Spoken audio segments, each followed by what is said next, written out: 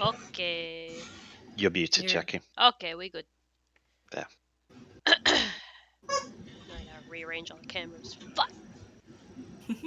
I'm sorry. It's not me this time.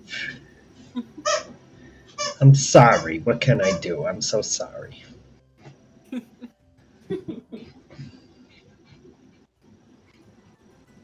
We are live, though. We are. Yes. Oh, boy, I missed that part. I know, like we're all waiting for RJ to like get us going.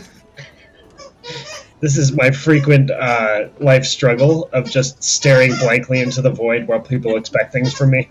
Um, With an accompaniment of dog toys. Yep. Okay, I'm keeping this one. All right. Hi, this is Halgia D&D. I'm RJ, the GM, who didn't realize that it's been like 60 seconds that I've been waiting to say that. Thanks for joining us, for whomever decides to tune into this either now or in the future at some time. This is a homebrew setting that takes place in the setting of Dungeons and Dragons 5th edition. And who are all you players type people? I am Louis. I have recovered from my jet lag and full method acting of my character from last session. And I play Ryan, the human Rune Knight fighter. Hello, everyone. Unfortunately, you cannot see my smiling face because I have camera issues. My name is Faye, and I play Faye, the half-elf warlock sorceress who had a little disagreement with her boss last session. Whoopsie doodles. Hello, everyone. I'm done fixing the cameras. My name is Jackie, and I play Mickey, the ASMR Warlock's. What am I, cleric? Today's stream is sponsored by Dayquil and NyQuil. The stuff you want to take if you don't want to feel anything ever again. Just take that. Thanks, Both at Fix. the same time. Dayquil and Nyquil combined to form Quill. All the time, all the time. Oh, yeah.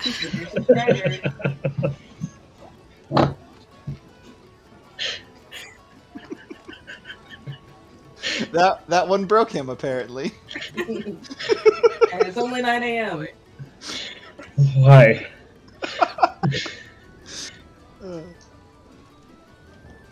There's a Who's lot of next? questioning life decisions going on right now. Just think, this is the horse that you've pitched your streaming comedy future to. How does that feel? Who's next?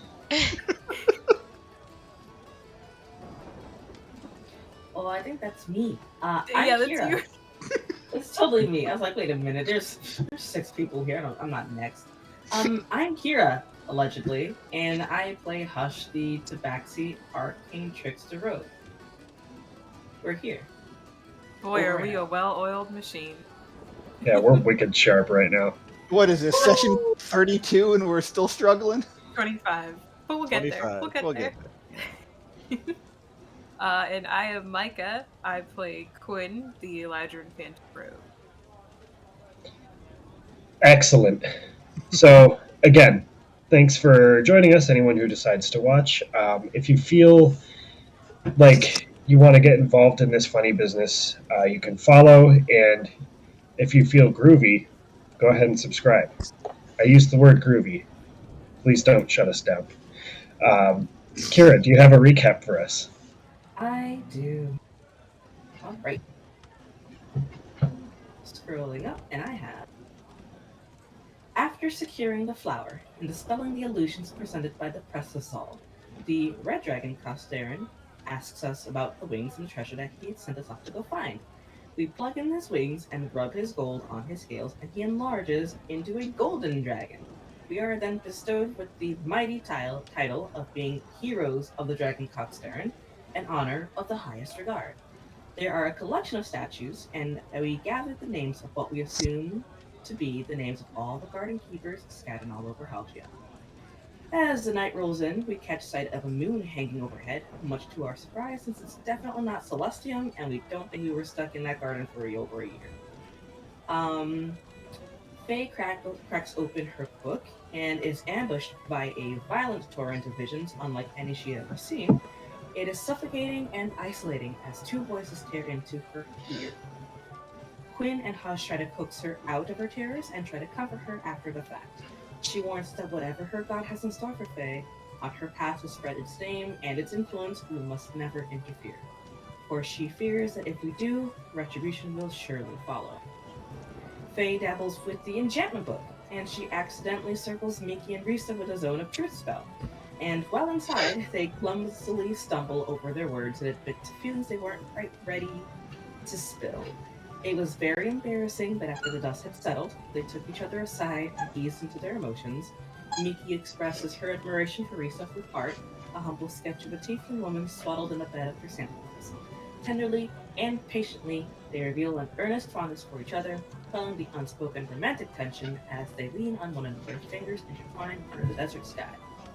As the dawn arrives, we board the back of Caugsterran, carrying a sleepy rune knight in tow, and set forth into the cold west. Excellent.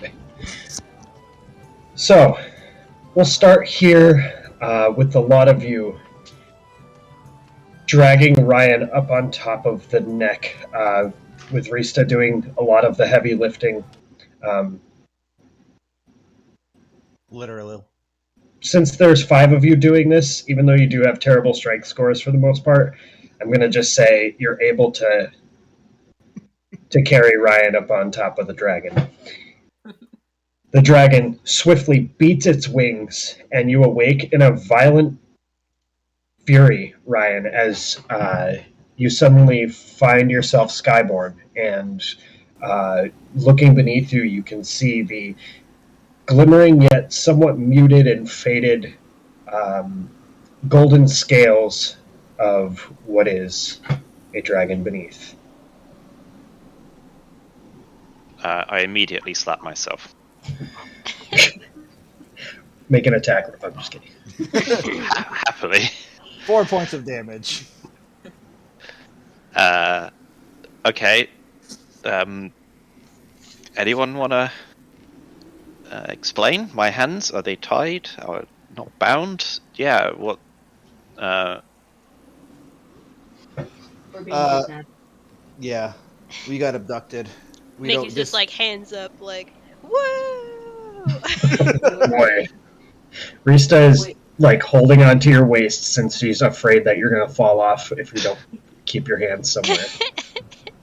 That dragon that we found, yeah, he was evil. Now we're being taken over to his lair where we're gonna be eaten. I'm so sorry. We couldn't have stopped this. He said something about dismembering us while still alive and feeding us to his children. Good, good. You realize that my head is merely 10 to 20 feet from each of you. I can hear everything that you're saying. This surely means that you are pranking the Dragon Man, Ryan Bob. Has he awoken from his comforting slumber yet? Hello, yeah, hi. Where's this- the Bob come from? This Does is our anyone want friend. to explain this to me? This is our friend Ryan Bob. He is awake. Okay. Purely Where's the the- Bob must come from your lineage, as that is your name.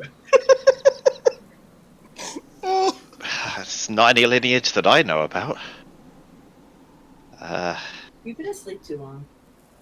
How long have I been asleep now? 7 About a year. days. 16 hours. About 17 hours. Wildly Solid. varying accounts. Well, I guess. Where are we actually going? Does anyone want to tell me this, or is it just going to be We're just gonna ride to the coal quest. Bit of a Okay. Josh is in the back going, boo! Yeah. Do I have anything reflective on me that I can use to check whether or not my face has been doodled on? What do you have in your inventory? I mean, you can try to use the metal from the pike. Yeah, I'd go with that, or the hand axe if that's easier as well. Alright, make a perception check. You God, got yours it's in. the first time in like 15 sessions that I haven't rolled with disadvantage. So 25. 25. You catch a moment of steady poise in the pike in front of you, and you catch a reflection of your own face and notice that there. Am I right that there's no doodling on his face? We did not. Absolutely, we did not. We did doodle on not do his that, face. but I will No. protest and say that he definitely has eye boogers. Oh, yeah. I've been asleep for 17 hours. Yep. I Yeah, will No. Face. wipe them off and turn to Mickey and say, I was asleep for 17 hours and you didn't doodle on my face? I'm really disappointed in you. Why would I doodle on your mean- face? She mean- yells, exhilarated.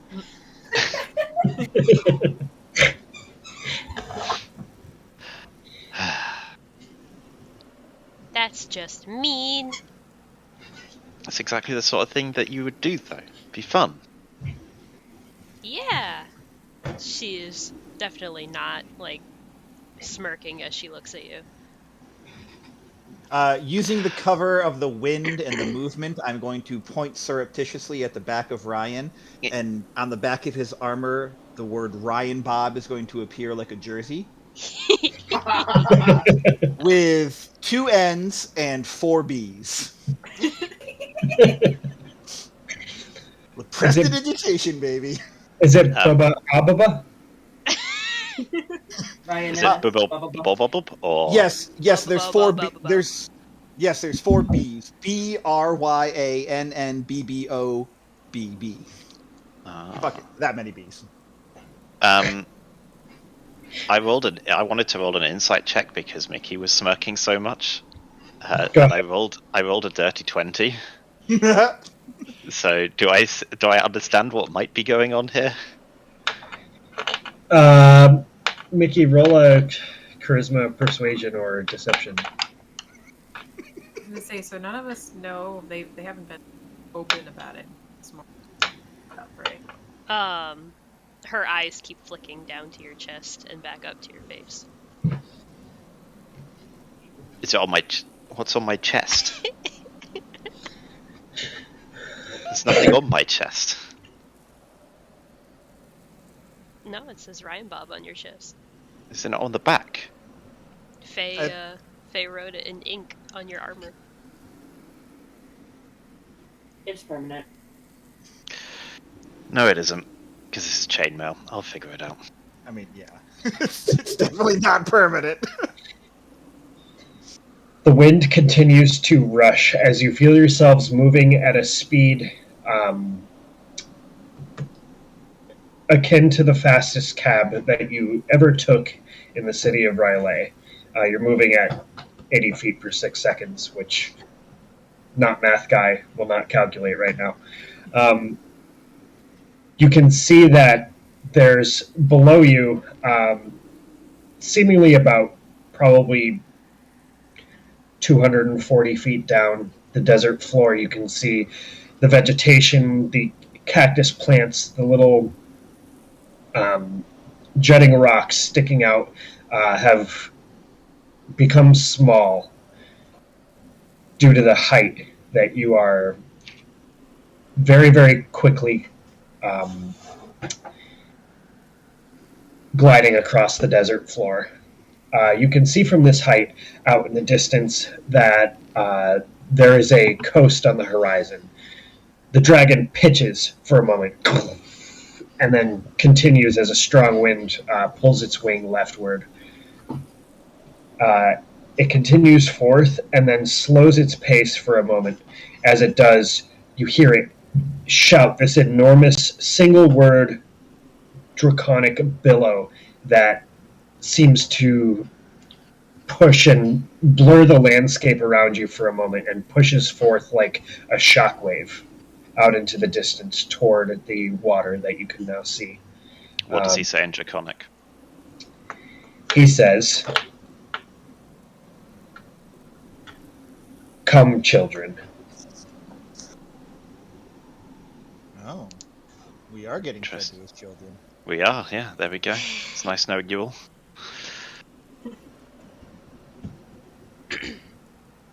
But you have a little bit more time before you actually coast over the water. And the dragon keeps flying. And he goes, Let me refer to my thing really quick. When we arrive at the colloquium, I will drop you. Oh, hold on a minute. And starts to coast downward toward the shoreline, which you can now see there's a little beachhead that's just a few hundred feet away and slowly drifts downward, downward, downward, and then lands and slides. You all hold on for a while. Actually, everyone make a dexterity saving throw. Natural 20. Ooh. 21. 21. 25. 19. Faye? 4. Of course. All right. There had to be one. And Rista has a 13. So you all hold on very tightly, except Faye, who, feeling the brush of one wing kind of push you to the side. It's kind of at a slower speed, but you fall off the side of the dragon and tumble onto the beachhead below. And you have to just kind of like run about 60 feet to catch up with everyone else. He goes, all right, everyone, take a break for a second, please. Just remove yourself from my back. Is everything okay? Yeah, sure. Everything is okay. I'm gonna level with you. I've You don't spent sound okay. quite a bit of time in another form, and the muscles of my back, the transmogrification that I've undergone for the past 100 or so years has seemed to take its toll, and I don't find myself fully ready to carry a lot of 6 humanoid creatures. But don't you worry, I've arranged something else. And you can see, Mickey, with your passive perception, you can see that there's kind of coming in from the sides, there's 6 smaller flying creatures. No! That are flying towards you, and they all like kind of just land in the dirt and skitter forth. One kind of crashes into the other, and they both take a little tumble, and you see these cute little gold wyverns that have now surrounded Caugsterran. Oh, So This is more than acceptable. Uh, I never thought I'd see this waking up, but the one that crashed into the other, I immediately run up to that one and throw my arms around their neck, and I'd be like, "You're so cute!" it takes a little snap at you, and Caugsterran goes, No, children. Listen. These are the heroes of the Dragon Caugsterran.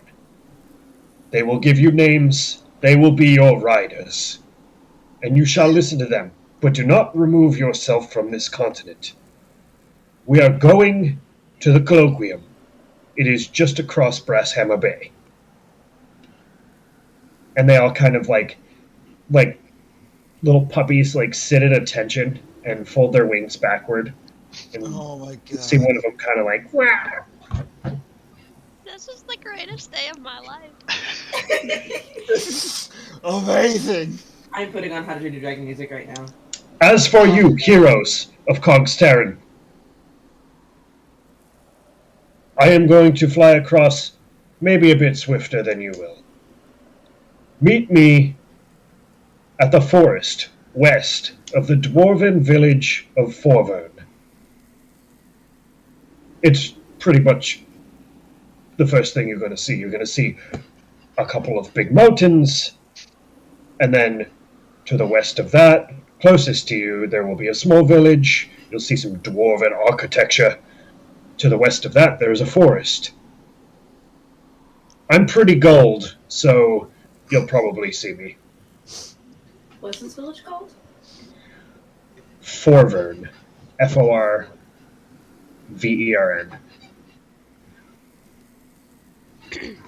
Okay, we'll see you there. Do you think Mickey it's is still not there paying after 100 attention. years? I should hope so. They're dwarves. They live a long time and they build great things. Oh, true. You got me there. When we get to meet again, I'll give you a little bit of the rundown of what the colloquium is and is supposed to be, and you can choose your destiny from there. I will be joining with the colloquium so that we can discuss dragon matters. Ooh, important. Is there anything else that you need? Anything else that I can assist you with for now? I mean, you've given us Given more us more assistance than than we enough. thought. Oh yeah. Excellent. Do not get my children killed. I Otherwise, I will be stripping you of your title of the Heroes of Caugsterran. But I knew that will not happen. So, carry on. we will care for them as if they were our own. Well, you've had pets, Faye, haven't you? You've got many at the moment. Pets? They are a handful sometimes. Yeah? These are not pets. I'm not suggesting they are. I'm saying you've cared for things before. Yes, I have. I will go up to one of the ones that looks the most out of place of the wyverns. All right. I must away. And he takes a few steps forward as to not get you all caught in the backdraft and beats his wings and starts flying over the bay. Have any of these wyverns talk back? Like, can they communicate with us? No, because RJ does not want 6 voices he has to do. That's the corporate answer. Meta. The corporate answer. We have a learning opportunity here. They do not speak any languages. Oh, They not even speak Draconic. They don't. Oh, this will be Well, this will be fun. interesting then. Oh, yeah, I claim the clumsy one. I want to see what happens when the double klutzes team up. Alrighty, so you have you go toward the clumsy wyvern and it kind of like bends its head and trips over itself for a moment and bashes into you, knocking you on the ground, and you stand up. You find one that's kind of like off to the side, Ryan, that actually looks a little beefier and more muscular, but the head is a little bit smaller than the rest of them. Sounds about right. Quinn, the one you approach is just kind of like laying there, almost like many of them sat like dogs, but this one is kind of like laying there like a cat, judgingly looking over the whole scenario that's happening. All right, that's fine. The one that you approach, Hush, has, like, you see in the mouth that one of the large canines is, like, missing, so it kind of has this, like, gap-toothed smile, and it's kind of, like, has this giant, like, grin as you approach it. He's perfect in every way. Mickey, the one that you approach has this, like, it seems like some of the scales are younger than other scales, so what muted and faded versions of some of the young scales form these little like stripe patterns, like almost like a bangle pattern, where there's very much more bright, vibrant gold ones that form the other stripes. I'm gonna walk up to it. I'm gonna hold out my hand, let him smell, and I'm gonna give him scritches. I'm gonna go up to mine, and I'm gonna get out a couple cans of spray paint. I'm gonna offer it to my wyvern and say, "You like colors? Want to get messy?" Roll an insight check. Can you insight something that can't speak? 12. Okay, you get the sense that this wyvern is looking at you like it doesn't understand what you're doing, but it is giving consent since you are now its master, at least temporarily. She is going to reassuringly pat him on the head and get to work and start like scribbling some really cool, as close as she can, some draconic runes on its wings, like graffiti. Nice. Now you have a graffiti wyvern.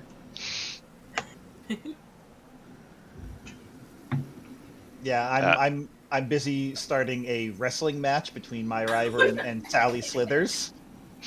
Oh my god! It's a no hold barred wrestling match on the sands of the beach. You find that the wyvern is. Oh god, I need to see the stat block for. I mean, I shouldn't say no holds barred. There are many holds barred. No one is actually going to die or get injured. So you're commanding them to just wrestle with each other, and you see Yeah, the pretty snake starting to coil around the wyvern, like pulling its wings together, and then the wyvern like twitches and shakes, and then like just grabs it with like a loose grab of the mouth and starts to pull it away. They're twisting and falling over each other on the beach. Perfect. Quinn's gonna just stand next to the one that's just laying there, looking at her judgingly. She's just gonna stand there, kind of cross her arms, and also watch this chaos. This wyvern looks exactly like you. The wyvern that you're next to like looks up at you. I kind of like gives look. Yeah, you guys This shit. you guys share a "can you believe this shit" look and look back over the group. Yeah, Ryan will do something very similar. Where he'll just go up and hold his hand out, see what happens, and then just watch the madness that's currently occurring. What's Rista's one doing? It smells your hand, then it like turns its head and sneezes. I feel that. Rista's looks like the oldest out of the children wyverns that looks to have this like almost not like a tarnish, but it's like a very faded version of the rest of them. Like it doesn't glow quite as brightly. It looks a bit lonesome, and it has a couple of like scrapes and cuts across its wings, and she's just petting it on the head, and it looks satisfied for the moment. Aw. That's cute. Did Caugsterran say they had names? No, I think he said we give them names. Oh. Becky. You get the sense you have to give them names before they'll take you anywhere. Becky.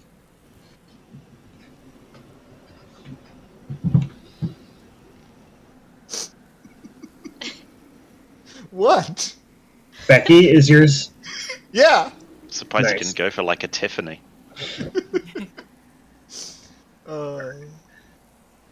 So you start to use the command word Becky for yours, and it quickly snaps to attention,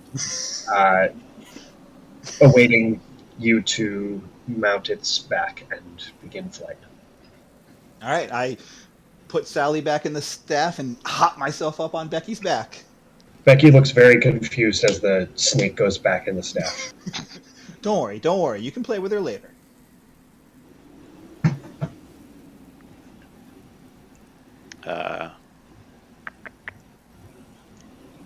Oh yeah, Oh, on the yeah. spot. Oh, I already have Come on. the name.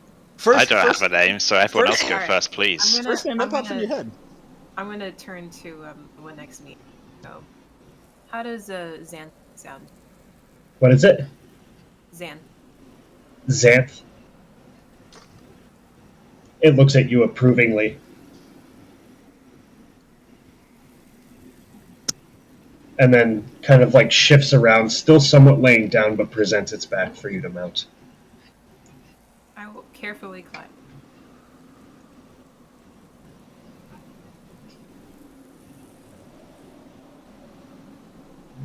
I'm still like scratching at its like chin and down its neck and stuff like that. I'm like, Who's a good Jolene? Who's a good Jolene? Yes. Okay, you ready? I'm just picturing like thousands of years from now. These are going to be like ancient gold dragons.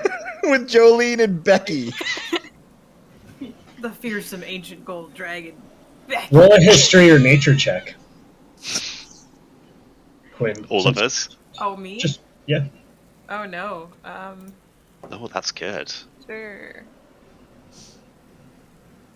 22. You get a sense. You guys get a sense from knowing about dragon lore, coming from where you come from, Quinn and Ryan, based on your studies of Draconic, that wyverns do not actually grow into gold dragons. They are children of a different purpose. They are adjacent to Caugsterran, but they are meant to be saddled mounts. They're not quite as intelligent. They're more like pets. Oh, he adopted. That's So so they're not nice. literally his children. Right. Got it. I'll turn to mine. So, hey, Cosmo, how you doing? It sneezes. Yeah, about what I figured. Sweet. This will And be fun. It like puts its back kind of sideways as it's a little bit larger to let you like step up and. Well, I'm not that heavy, don't worry. This should be easy. You get the feeling that Cosmo is a bit of the himbo of this. Phenomenal. Definitely fits what I was expecting. Oh, For that he's name. a himbo. Rista named hers Darling, and Um, it gingerly lets Rista board. Hush is going to climb down after tagging up his wings. And she's going to put her hands on her hips, kind of look at him like this, and say, yeah, Zuki, you look pretty good. It unfurls its wings for a moment and turns its head to look at both the wings, and then nods approvingly. You're the coolest campus I've ever had. It turns its head. Like a puppy, not understanding what you said. She ruffles the scales behind his ears, if they have ears. Oh, yeah. Right. So we get going? He said he was going to be there first, so... Race you! She's gonna hop on and immediately get her No! over it. Oh, as soon as I hear race you, I'm like, right, we're going.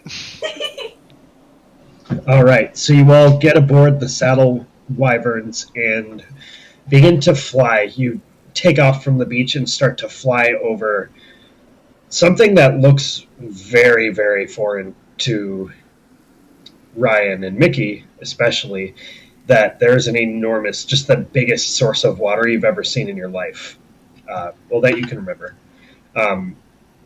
As you are just drifting. Like, it's almost disorienting to see the landscape shift from sandy yellow to just ocean blue as you progress further. There's also a smattering of clouds that gather around. There's, like, weather here as you travel about quarter mile, half a mile deeper toward Brasshammer Bay. Just checking. What is the colloquium he's talking about? Is that the Colquest, or is that something different, guys? we don't actually know. I think they might be associated. They seem to be in the same. Okay. We also don't know how long he's trapped in there shore, so maybe they've just branded. Gone. Yeah. Rebrand. Rebranded. Okay, well, I guess we'll find out when we get there. Yeah, Seems- I'll give you a heads up. Oh, yeah, hey, what's up? I was going to say, seems to be the story of our life. We'll find out when we get there. Yep. Although, I'm going to give you a heads up, Brian. He did say something about wanting to have a conversation. Don't know if that's good or bad.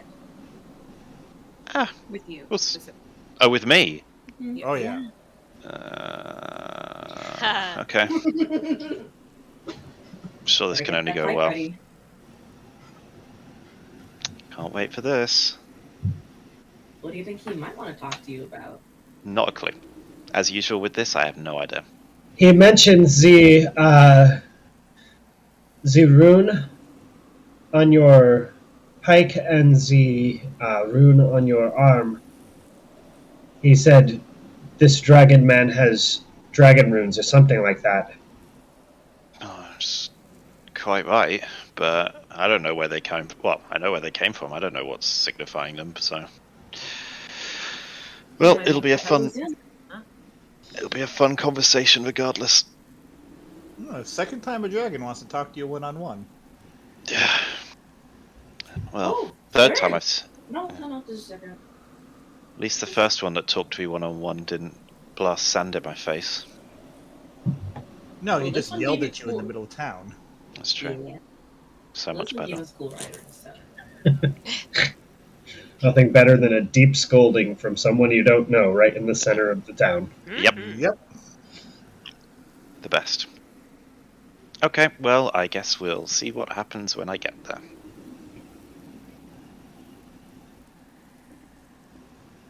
All right. So you all continue to fly, just getting used to getting your wyvern legs, getting used to the steering and directing and commanding of these creatures that your relationship with is very new. You pitch through a few clouds as they rush by, like you guys feel the fog like rushing through your face. As you can see the ocean below, you come out of the cloud formation and you can see a large island off in the distance, maybe a mile or so away, maybe two. As you do, you can see that Caugsterran is still in flight. You can see a gold glimmer in the sky. And then what appears to be many black dots, both from the north and the south, start to converge on the position and float toward Caugsterran. You see he kind of like shifts and pitches to the side, flaps his wings and beats and steadies himself for a moment, chases one of the groups of black dots, and as you get closer, you can see that these are winged creatures that are attempting to ambush him. As you can see, they're actually quite large, and he swiftly takes off over the head and comes back down with an enormous breath of fire and wipes out a bunch of the creatures. As you can see that they all just get charred and fly down like meteors into the ocean below. He claws. Sorry. I was going to say, I'm flying down to try and help. Yeah. Yeah. Oh yeah. Help. Yeah. Pike in one hand as like a jousting thing. All right. So as this aerial combat is taking place a few hundred feet from you, you guys close some of the distance, and you see Caugsterran leaps down and grabs one of the creatures with both of its claws and just bisects the creature at its waist, and the two pieces of it fall. And you see that there's about 12 to 13 of them left. He continues to fight and destroys another few of them before turning around and saying, "I must continue. Deal with the rest." Oh, yeah. And as you get closer, you notice that these creatures are snarling and shift their focus away from the larger threat to the smaller food, the smaller prey that is encroaching on their territory. What? And I'm going to need you all to roll initiative, please. Are we freaking dogfighting with Mounted dragons? combat. Hell This is yeah. awesome. Great. Oh, dear. I foresee nothing bad happening this. Before you guys, before we get into this, I'm going to tell you that these are kind of a custom mount for you guys for this portion of the story. I have their stats here. They have a 50-foot speed, so their speed is your speed right now. And as a bonus action, you can command them to take a bite or claw attack if you choose to use your bonus action for that purpose. Otherwise, they are just flying mounts for you. Like, they don't get their own initiative. They just can bite or claw, and they're moving you around in the sky. So they're on our initiative, essentially. Yep. If we're biting or clawing, yeah. What's the to hit in the But you need to use your bonus action to command them to do so. So if you don't have a bonus action to use for something else that you want, there's always that option. And their to hit is... Their to hit is +7. Ooh. Their bite is a 10-foot attack because their necks are so long. It does 2d6 +4. I mean, we can go over that when we get to it. You're looking so freaking rad. But they do have HP. They have 86 hit points and a 13 armor class, so they can be attacked. Also, when I do put you guys on this page after we roll initiative, I'm going to let you know that I was able to group you guys and the wyverns together. So if you click on either, it should move both you and the wyvern together as a mount. Ooh.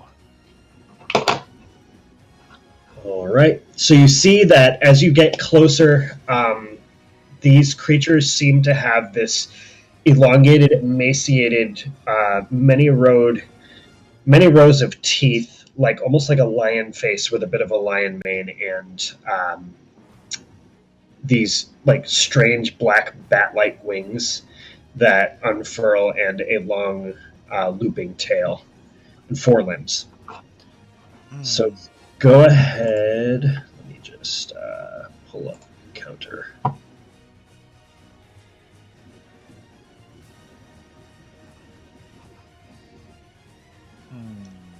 Where are you?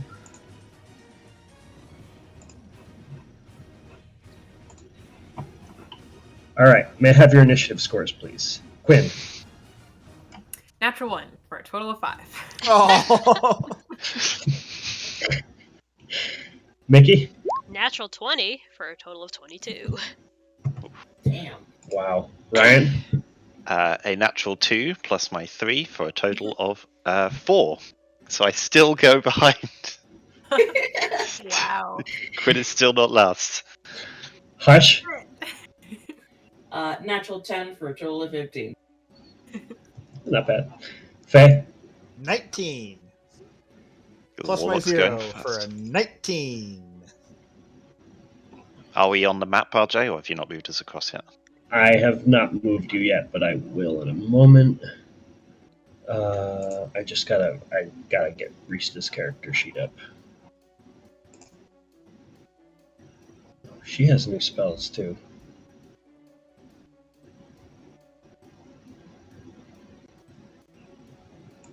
What does she have for new spells? At level 7. Oh my god. You picked a good one. Shit. Okay. Faye had a 19. Rista will roll. Natural 20. Whew. For a total of 20. Oh no. The creatures. 18.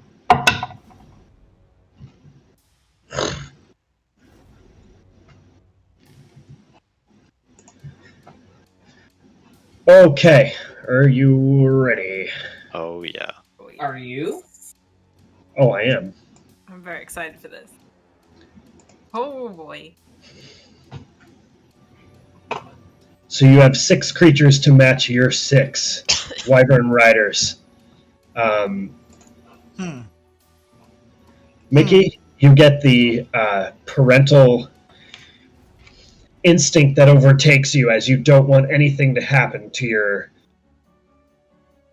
new relationship or your wyvern that you've been put in charge of. And you go first. Awesome. I am going to I am going to start flying this way. Oh Wyvern no. does not come with me. It's okay. And Hold on. I'm. That didn't work. It's okay. I can fly myself. It's all right. If I really want to. Nope. Ah! Hold on, is she falling out of the sky? And she's gone. We're gonna fix this right now. Hold on. We'll fix it live. Rista is going to need some comfort, thankfully. Hey!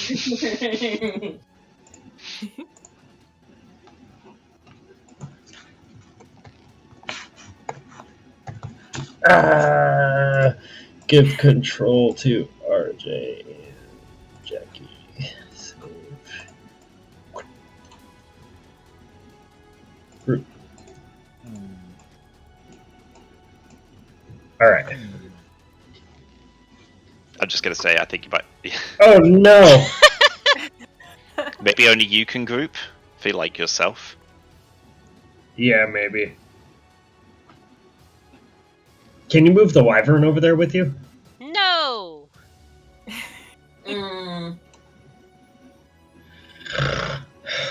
Jolene is an Weird. independent soul. All right, I'm gonna make this a little simpler. Ooh.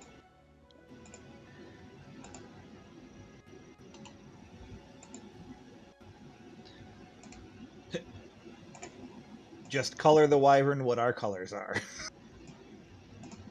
I'm huge! Okay. You might just need to move both instead. Okay. That's fine. But I I didn't don't group them. remember if I flew to where I was gonna go or not. So I'm just gonna say I'm gonna take a pot shot at I don't remember how to mark. I think you wanted to fly here, right? Sure, Yeah, I that think so. works. At that guy I'm gonna take a pot shot with the bow. All right, roll an attack. 13 to hit?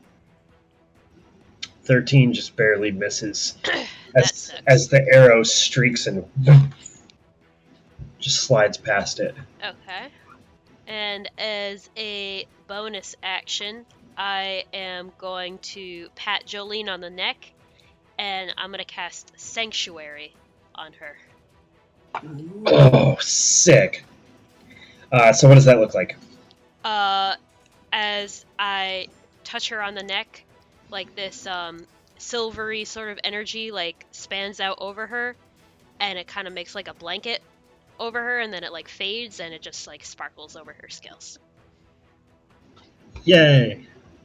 All right, so you have a sanctuary spell cast on Jolene. Yup. Excellent. Anything else you'd like to do with your turn? No, thank you. All right. Second up is Rista. Who? Oh God, I gotta give her a long rest. Yeah, you. Through me. I mean, they went off on their own. Did they get a long rest? Yeah. They got a long rest. This is a PG-13 show, guys.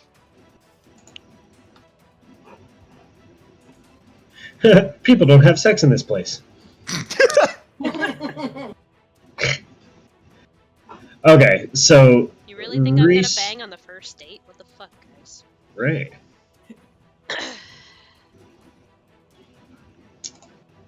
Reese, Blast them. Rista's going to cast, now attuned to a deep chrysanthemum, she's going to cast a ray of sickness at one of them. So she is going to move 5, 10, 15, 20, 25, 30 straight forward, and she's going to target this one here with a ray of sickness. +8 to attack. Oh, God. No. She rolled bad. Oh.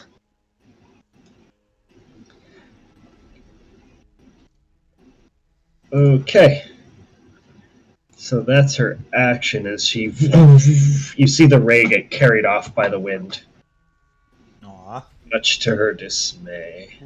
Just checking. Did that include the +2 to the? Oh, it's attack roll. Yeah. Oh, with the deep chrysanthemum, it was a necromancy saying- spell. She yeah. does get +2, so 4 plus 8 is 12, plus 2 is 14, which is She the did armor it! class. So she actually did hit. Yeah. Very nice. Yay, rules lawyering. The My ray favourite. We bends know. back from the wind. Like, wait, shit, no, I didn't miss. You see the flower suck the energy back into the right direction with this ghastly sound. And we're going to roll 3d8.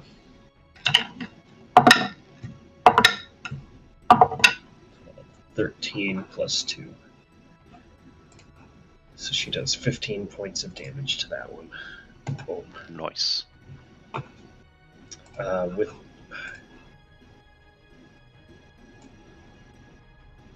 Not a save for that as well, or am I misremembering Ray of Sickness? It's an attack roll. Yeah, and there's a con save against poison. Oh, right. Failed save. The target is also poisoned. So let's roll a save for the Manticore. Sorry, I said the name of the creature because I always Oh do no, we're gonna know what it is. No, no. that. Actually, it does pass the save. Natural No. 19 for 23. So no poison. Okay. Rista will end her turn there. And next up is Faye. All right. Which one did she cast her spell on? Probably one of the ones on the left. This one. Yeah. All right. I'm going to. Can I even get in range? Oh yeah, I probably can. Yep. Okay. I'm going to haul ass up here. Me and Becky. Whoa! What is happening? Where are you going? Why are you so far away? I don't know what's happening. Let's try Wait, this. wait, wait, wait, wait, wait. Back now. Are you moving me while I'm moving me? No. Move back to the wyvern.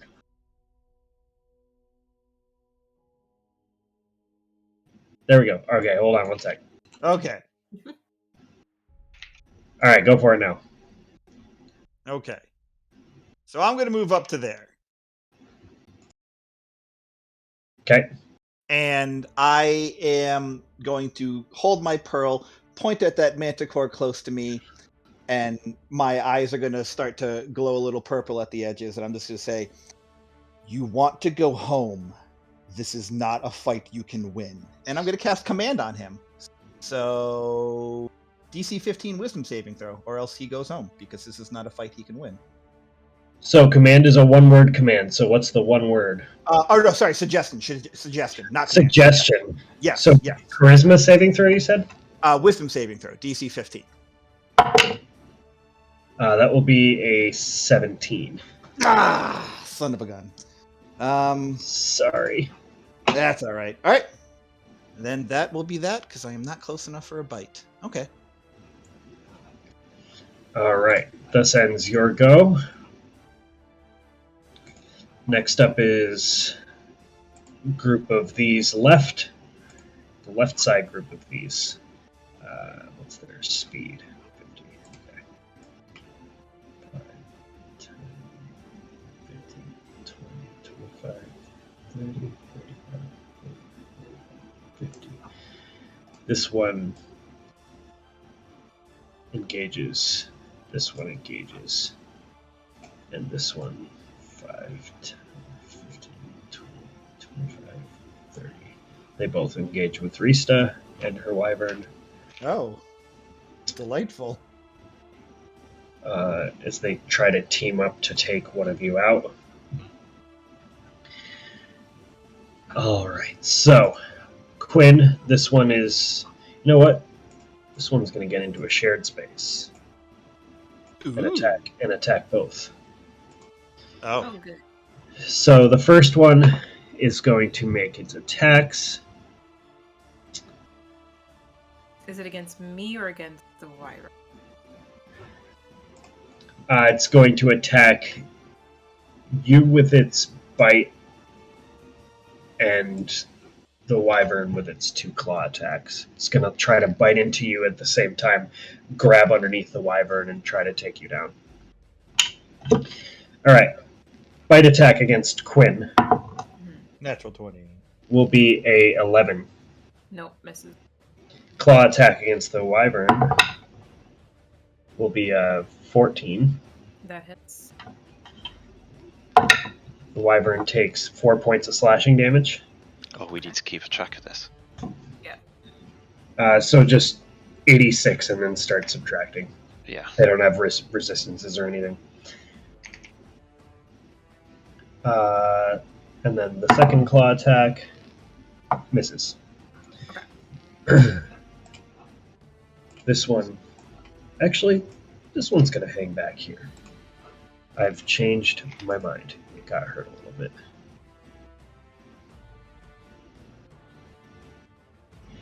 This one's going to make 3 tail spike attacks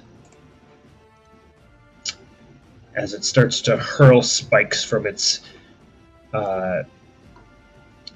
quill-like tail toward you guys.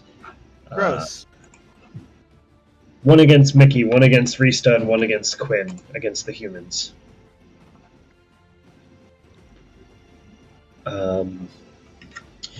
Okay, against Mickey, 11. Nope. Against Rista, 24. Probably a yes.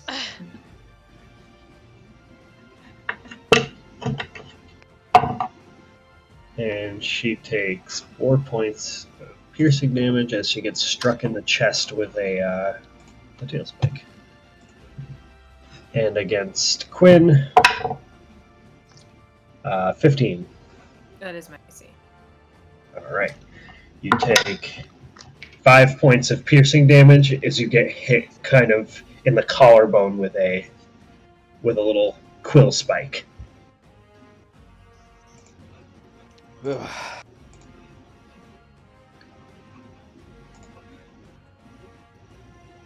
Delightful. The third one, yeah, this one's gonna go after Mickey, actually. Me it's- or Jolene? It's gonna first attack you with a bite attack. Okay. Well, if it wants to go after Jolene, it's gotta make a wisdom save. Yes. You with a bite attack.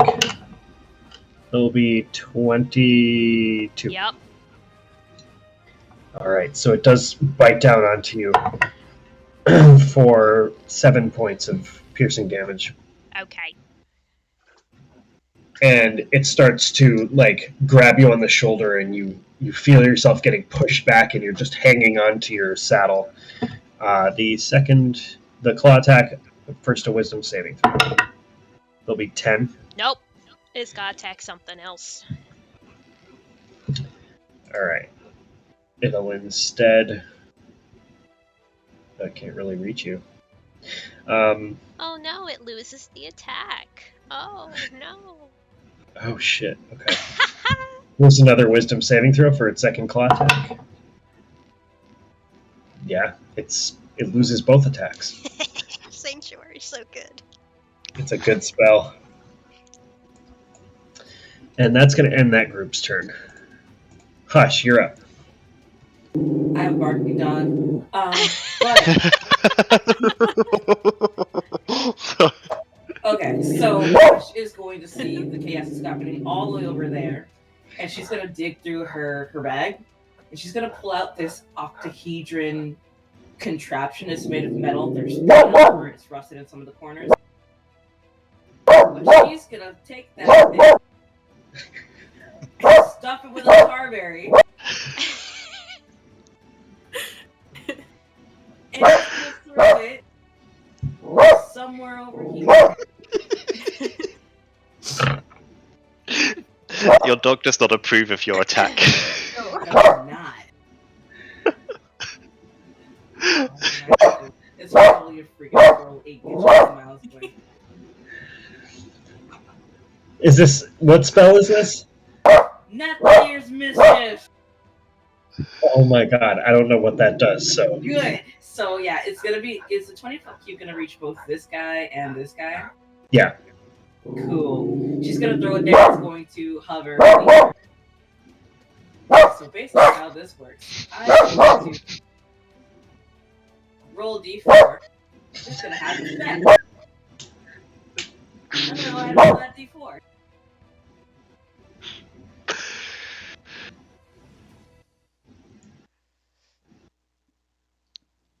It's a 2. And when that happens, there is this like spray of like spray paint that's like kind of scattering all over the place, and it gets in their eyes. I need those two wyverns to roll me a dexterity saving throw. Dexterity saving throw? Oh yeah. So I have a 5 for one of them. And an 8 for they both fail. They're both blinded. They're both blinded now? They're... Oh god, they got spray painted in the face, so you see these like smattering colors just cover both of their faces and eyes, and they're like... Bleh. Which two was it, sorry? I'm Was Zeta, it the which two two? to the left? These two. Okay. Got it. Nice. I was gonna be like, yes! Sick, it worked! Alright, Zuki, let's go! And she's gonna go ahead and soar over to this guy. Bonus action to attack. Nice. Okay.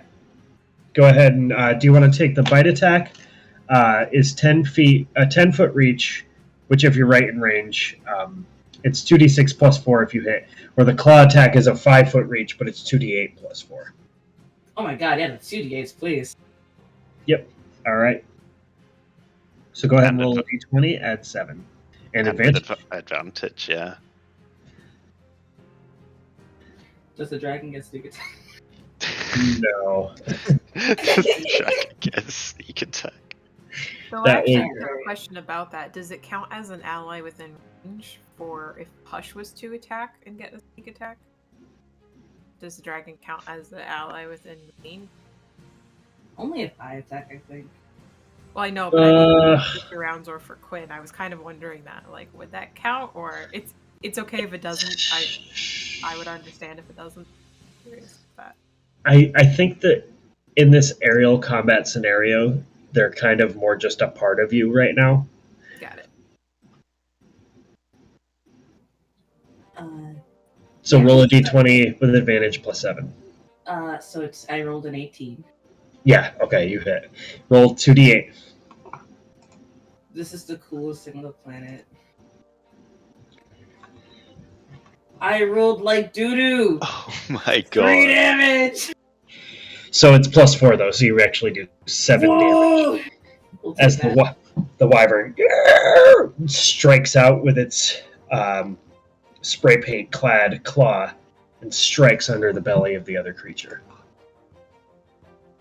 This is amazing, man. My turn. Okay. Next up is the other group. 10, 15, 20, 25, 30. That one's getting... this one's going right for you, and this one is going to start...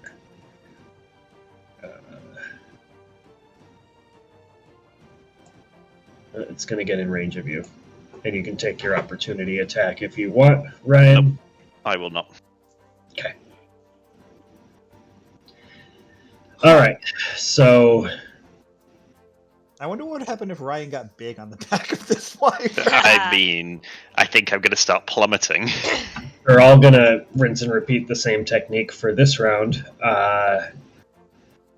So bite attack against Mickey. Be a 21. Yeah, No, sorry, 19. yeah.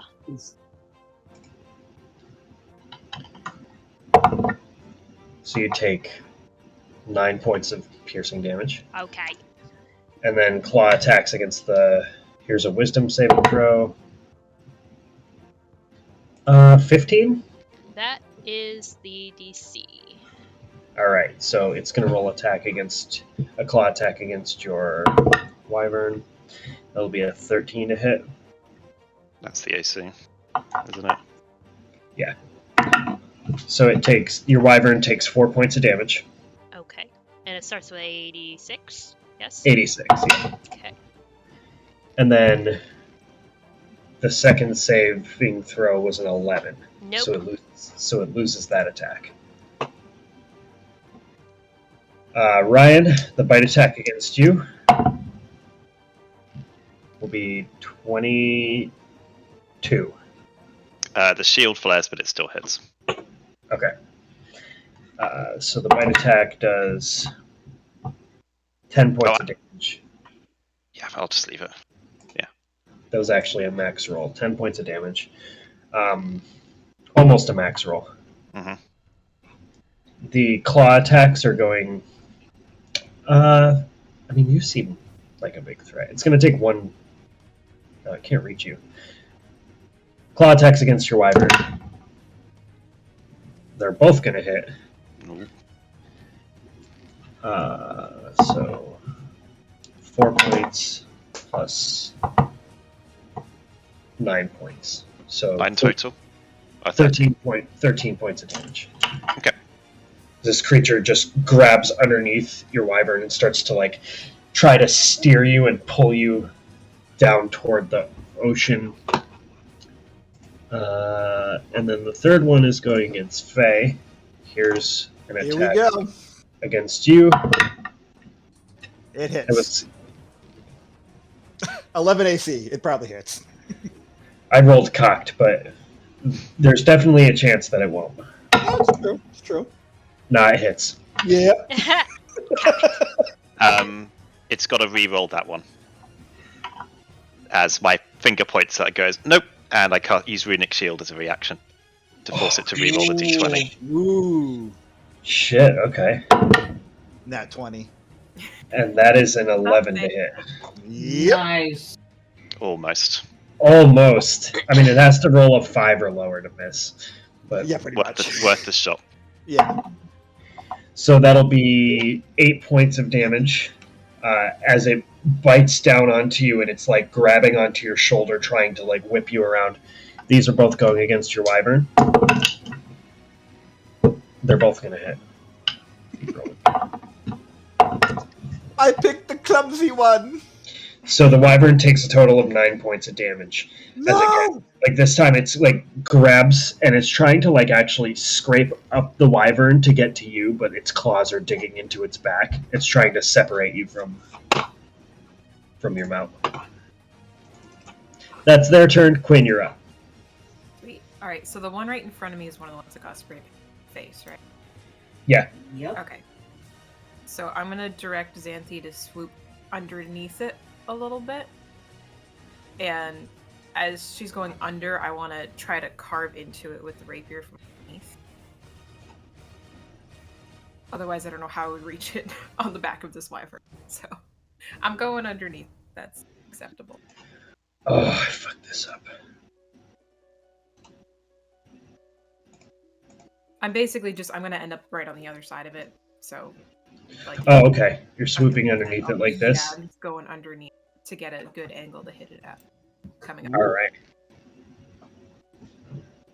Let's see.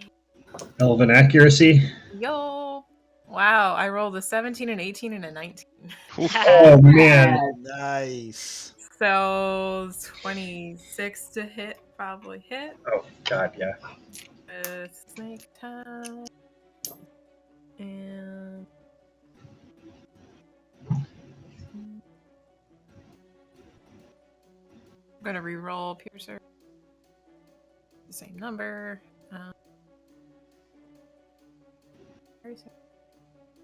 Plus. So 22 points of piercing damage. Ouch. And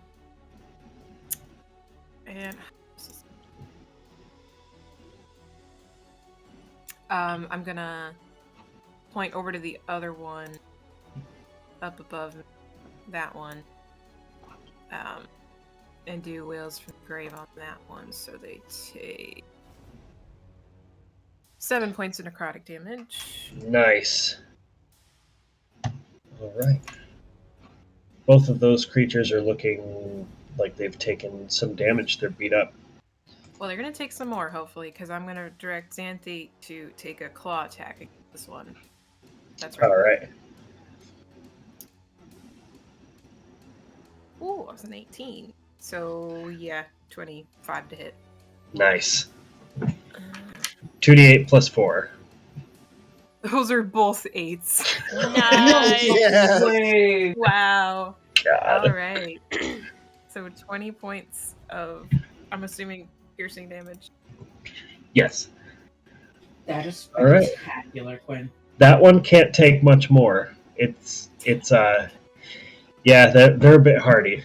But Xanthi just reaches one of the claws up, like you rake under the creature with the rapier and start to like spill some of its blood, like you catch a major artery or something, and this like dark crimson starts to spray out from the bottom of it. You point over and you see this spectral woman with this single pulled back ponytail and this fine cloak spectrally. Appears with a dagger, and she's got these fluttering little wings on her back, and she just stabs into the creature with a dagger. It rears back in pain, and then she disappears. And then Xanthi reaches up and just slashes at the already open wound with the claw. Okay. Would you like to take any more of your movement? No, I'm gonna stay right there. Sick. All right, Ryan, you're up. So I have reach enough to be able to attack this, don't I? Yes. So just from where I am. So I will do my 2 attacks against it. That is a natural 20 and a 21. Yeah. That all works. Okay, nat 20 first. I dropped my normal dice, hold on. Ryan's Nice. gonna fucking one-shot this thing.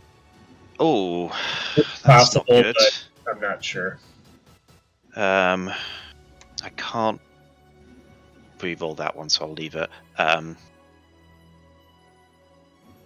35 points of damage for the first one, and it needs to make a strength save. 20. That succeeds, but it takes another 9 points of fire damage. Oh my god. Uh, That's spectacular. and the second one, hold on, also hit, didn't it? So Mhm. that's another 17 points of damage. It's still up, but it's on death's door.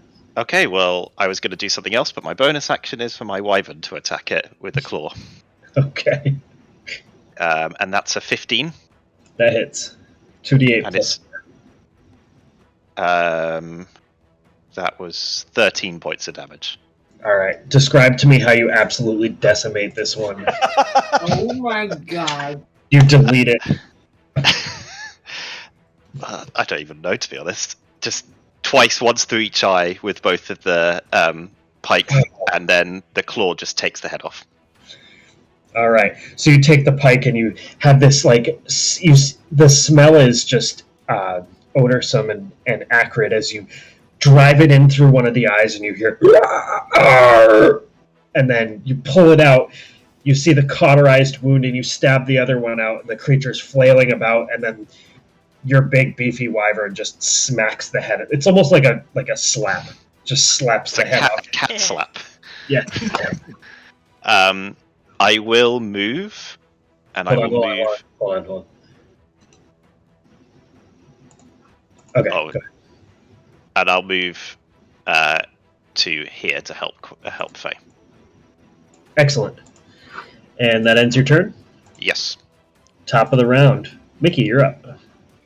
Oh yeah. Okay. So, first of all, what I'm gonna do is I'm gonna taunt these motherfuckers. I'm gonna go, come on, hit me, and I'm gonna cast Armor of Agathis on myself. Oh boy. Let me add my temp HP, and then I am going to fly back a little bit. Come on, Jolene. Wait for me. I think they will both take opportunity attacks against your wyvern because they couldn't reach you. Sure. Well, they gotta make wisdom saves first, so. Fail. Fail. They both lose their reactions. Haha, suckers.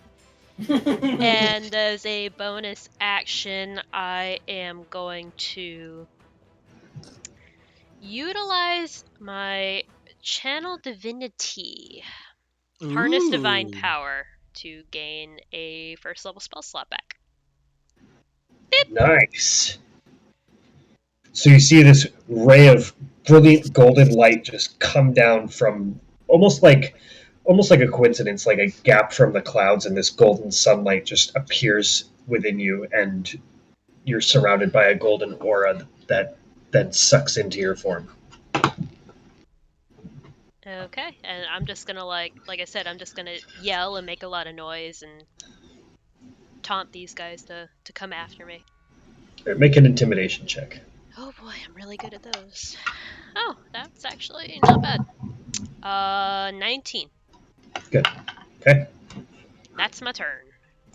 Awesome. Next up is Rista. She is going to do something a little weird. Oh yeah. She's a necromancer. Everything they do is weird. Love to see it. I really wish that I could justify her catching the dead headless manticore out of the air and testing animate dead on it, but Oh, If only. man. I had this as a plan. She is going to move over and get her wyvern somewhat adjacent to Hush. Oh god.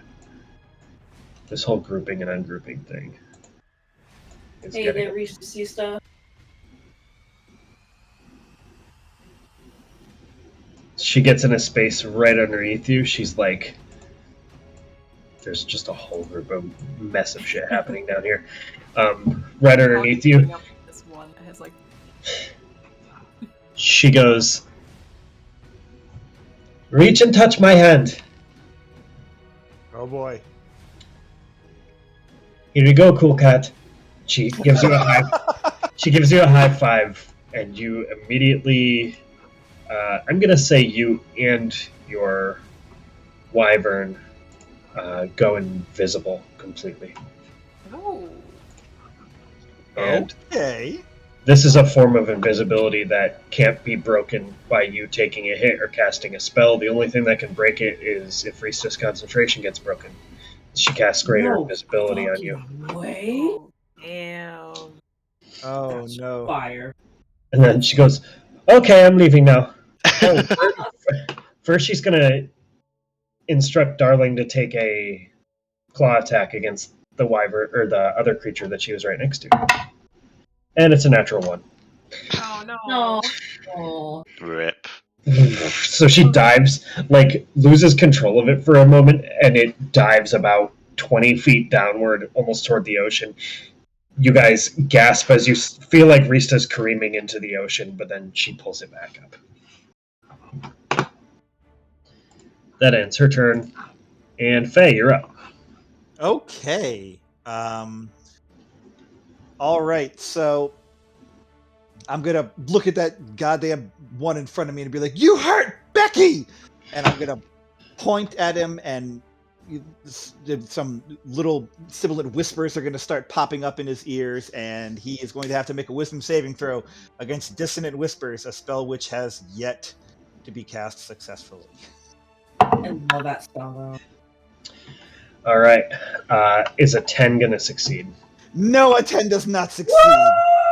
Yes! Thank Success. God. Success. So he is going to take 6, 12, plus 3 is 15. He's going to take 15 points of damage, psychic damage if that matters, and he is going to have to use its reaction, if available, to move as far as its speed allows away from me. All right. You see the eyes start to bleed, and the head is shaking vigorously back and forth, and it takes all of its speed away from you. Yes. Does this give me an attack of opportunity? Yes. Certainly does, baby. I will be taking that attack of opportunity. Yep, that was the point. For a 17 to hit. Yeah, that hits. It's not my turn, so I can't reroll, so that's only 12 points of damage. Nice. Yeah, that's still pretty good. It is. So as this thing shakes and goes to turn away, you just almost take the pike and just reach out and stab through its side and just continue to pull as it rakes across the ribs of the creature, opening a new wound. And I had to put it partially off the map because of how far it had to run away. That's fine. It doesn't truly matter because I'm going to scream revenge, and I'm going to move all the way up here with Becky. And bonus action, Becky's gonna claw. Okay. That is that's cocked. That's a reroll. 26. Yeah, that hits. And you said 2d6 for damage? 2d8 plus 4. Ooh. That would be a grand total of 13 points of claw damage. Nice. That creature is bloodied and looking like it's had many better days than it's having right now. Yes. Shaken. And that's Anything that. else? Nope. All right. Next up are their turns. So that one is going to circle around, and specifically, it flies underneath and is going to try to attack just you instead of your... Oh, no, it's not that group's turn. Sorry, hold on. It's left group's turn. This one is going to Left shark. take its bite against Quinn, and its 2 claw attacks against Quinn also, because Hush can't be seen. Still a disadvantage, though. It's blind. Yeah, it's just going to strike out wildly into the distance and see if it can hit either of you. So we're going to say, I'm going to roll a d6 for each attack to see which direction it faces. So first one against Hush, that will be 12 to hit. Nope. Second one against Hush. Nope. Natural 2. Third one also against Hush. I played evens and odds and rolled odds all 3 times. That's okay. Yep, natural 2. So this thing is blind, and also you're invisible, and it's just trying to follow the sounds as it's kind of spinning clockwise and trying to rake at you. But you see it coming, and you continue to just easily dodge out of the way of its attacks. The second one...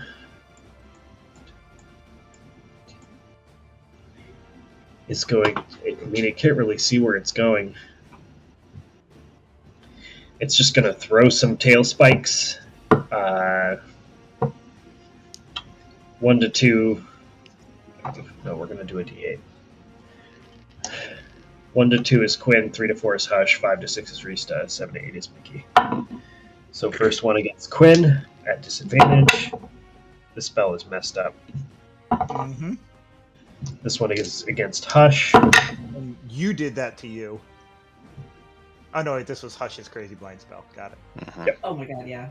I love this spell. Third one against Mickey. It has the word mischief right in the title. Like, All right, that one I actually rolled kind of good. 19 to hit. Yup. Oh no. Right, so the tail spike is going to do Was this a melee attack or a ranged attack? ranged attack. Pooh! 5 points of damage. Okay. I don't think that'll remove your temp HP, but I think it still does, but like it just doesn't take the cold damage in retaliation. right.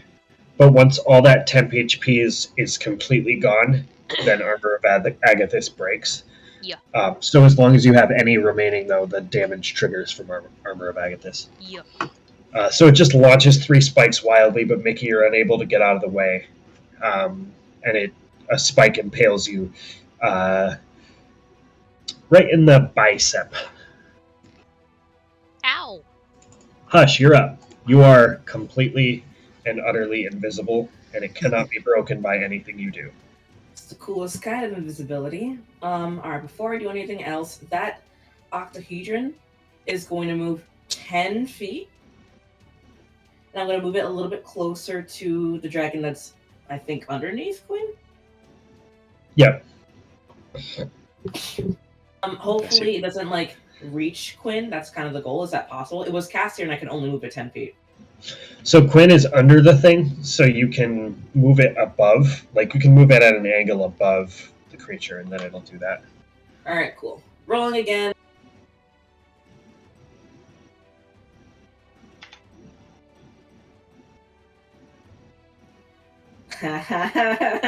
Okay. There are these arcane runes that start appearing on the scales of that dragon, and it just spreads almost like a bit of like a magical curse, and its scales start to dull as it starts to. Well, I'll read the effect. Well, I need it starts to dull. Can you roll me a wisdom saving throw, please? 6. Cool. It's going to start to laugh in a really cryptic way. It's very uncomfortable. And it is now incapacitated and uses all of its movement to move in a random direction. Immediately or on its turn? Until the start of my next turn. Okay, so on its turn, it'll use its movement to run in a random direction. And it's incapacitated. That is fucked up. Okay. This is awesome. It's I'm valid. so glad you Right. didn't catch me in that, Second because level that would've been- spell. That would have been the third time I've been caught in a spell that made me laugh. Oh my god. Against Yeah, me. please don't. I not again. Yeah, we've Okay. had enough of that. Yeah, it's already happened twice. That's too many times. Yeah, so this little cube is just whirring, and Hush is gonna go in, start slashing at this guy with a. Yeah, we're gonna start slashing. So roll with advantage. Since the creature is incapacitated, if you hit, it's an auto crit as a melee attack.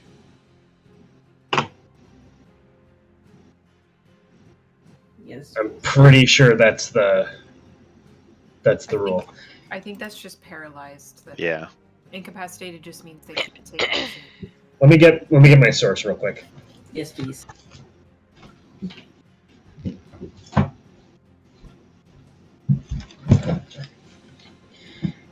It's like 2 feet behind me. So So it is no longer blinded, but it is incapacitated now. Yeah, incapacitated just can't take actions or reactions. Because oh, okay, yeah. paralyzing also causes you to be incapacitated. Mm. Right. Okay, you're right. And it's a 27 to hit. Yeah, that hits. It's not an auto crit, as I said, though. That's perfectly fine. 'Cause I'm a This is jerk. cool enough. 8 points of slashing damage. Plus sneak attack. It's gonna be 13 points for sneak attack. 8 plus 13 is 21. Mhm. How do you want to destroy that one? All right. Yeah, for Zuki, she just kind of lunges forward, and we just start like zooming and slashing this creature from the belly up like it's sushi. This is very cool. And it You doesn't carve even the see creature one into of- sushi, and you disembowel it from underneath as you see all of its organs start to like a cartoon chef just get chopped up into little cubes in the air, and everything starts falling down into the ocean, including the body of the creature, which lands partially on Zuki. You both do a barrel roll and drop the creature out of the way, and continue to fly. Sick. I love this spell. All right, That end your turn? that super ends my turn. Actually, yeah, I'm still. Am I still invisible? Oh yeah. Alrighty. Unless Rista's concentration is broken, you will remain invisible. Greater invisibility is way too good. So nasty. Yes, I'm gonna go that's over right. here. The Tabaxi revolutionary who has access to a mischief spell can now become invisible as long as Rista wants. Balanced. Perfect. You move up to that space. Nobody knows that you're there. Excellent. Next up are the right two creatures. This one is going to move into this space and take. No, it's going to go after you, Mickey. Specifically you. And it's going to start to attack. Here's a bite attack. Yo. 23 to hit. Yo. That'll be 12 points of damage. 11 points of damage, sorry. It takes 15 points of cold damage, and my armor of Agathis is unfortunately broken. 15? No. Ouch. 15. So it slashes through you, but this shards of ice just burst, and you see it impaling certain parts of this creature's wings into its torso, some in its face. It's almost like it got hit by ice glass. Second attack, claw. 13 to hit, Nope. and 16 to hit. Nope. Nice. So it's starting to claw at you, but you are just kind of like put your guard up for a minute, and you're shoving off its attacks as it's trying to get to you. This one is going to... Bring it on. Yeah. And that one's going to attack you, Faye. Oh, yeah. 14 to hit Oh, yeah. for 3 plus 3, 6 points of damage. One of the claw attacks is going to go against your wyvern, though. Okay. Actually, you know what? It's going to sacrifice its 2 claw attacks to try to make a shove attack against you. Yeah, baby. Wow. Oh no. Oh no, I dropped all my dice. Oh my crap. Can you make an opposed athletics or acrobatics check, please? Can I? Probably not.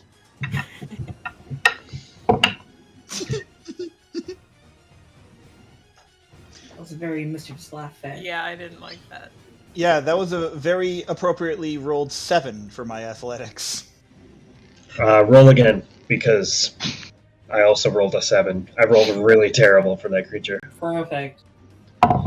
Ouch. Yeah, Mommy's gonna go for a ride, because that's a 5, baby. All right. No. It shoves you off the back of your wyvern, and you begin to plummet toward the ocean. It's fine, the- there's water below us. The wyvern is swooping to try to catch you, though. Go, Becky. Go, Becky. Just as well he's got the clumsiest wyvern. Becky, in a spiral pattern, is diving toward you. Does that trigger an opportunity attack? No, because it was forced movement. Okay. I mean, against Becky, who's diving, or has Becky not started yet? No, I would Okay. say that this all happened a little too quick. It's not It going to also take used its reaction. Gotcha. Speed. It did. That's true. Oh yeah, to move. That's right. Okay. Yeah. All right, Quinn, you're up. Oh no, that's me. Okay. All right. I want to move. Okay. I'm gonna move. Up. I'm gonna do the same thing. Kind of go over to this one and also sweep up underneath it. Come up on the other side of it. All right, that one's still blind, right? don't know. Kira, What's up? is that one still blind? No. Okay. Okay.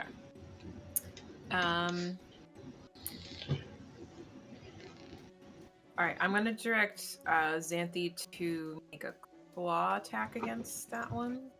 All right. 20 total. Yeah, 20 hits. 12 points of piercing damage. All right. You can consider that one bloodied as it rakes across the creature's long neck. And actually, I can't gonna do anymore.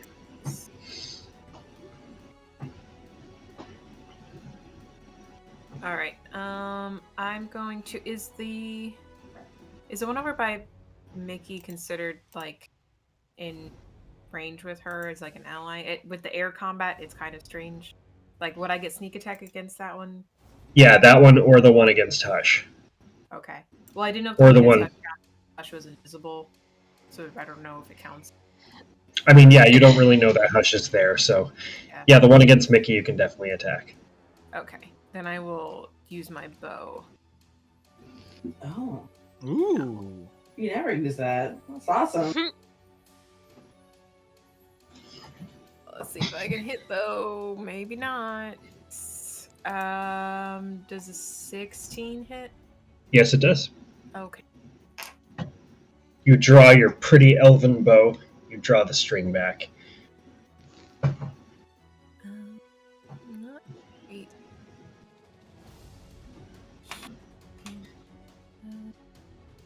Not good on that one either. Total of 19 points. Piercing. Nice. That one is also bloodied. As Mickey, you see an arrow come in with a puff of frost from seemingly nowhere and strike that creature in the side of the cheek and impale, giving it a piercing through its face. Oh yeah. Also going to Wails from the Grave, the one Hush. So that one will also take 9 points of necrotic. All right. You see the familiar form of Wex appear in his wizardly robe, and like there's no gesture, he just appears with a spell out facing. It's just like Skyrim. Yep. Burning Yep. hands. Oh yeah, I know what you meant. Yep. And that one was previously undamaged. So 9 points of damage. All right. That ends your go? Yep, that's all I got. Ryan, you're up. It's showtime. Do I think that Faye's Wyvern will be able to catch her?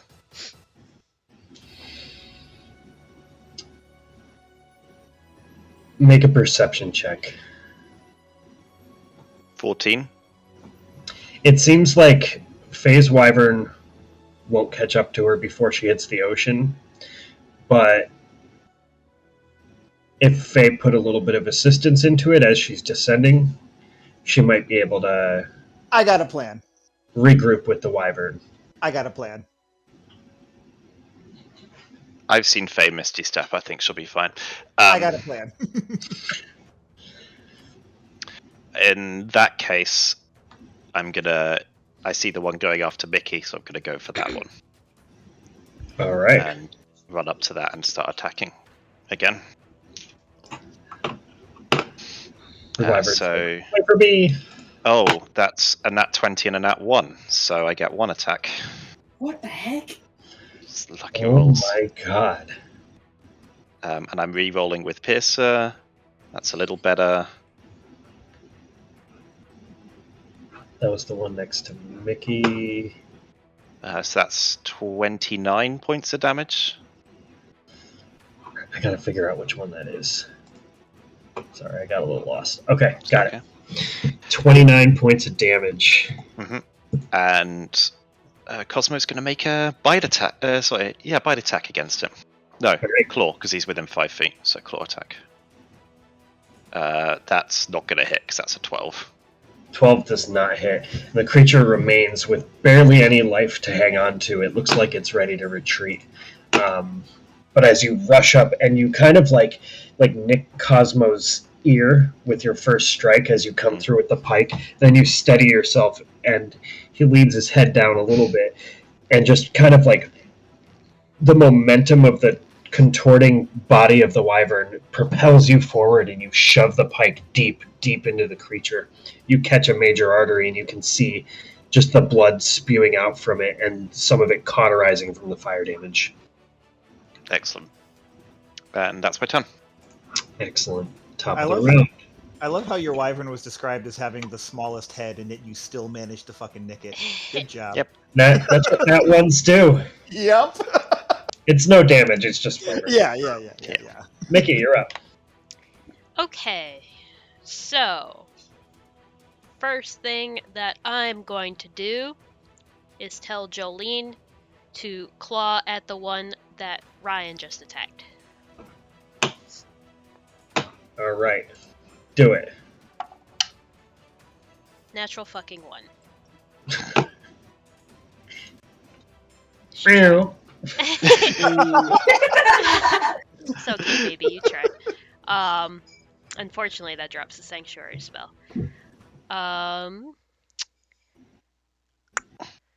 So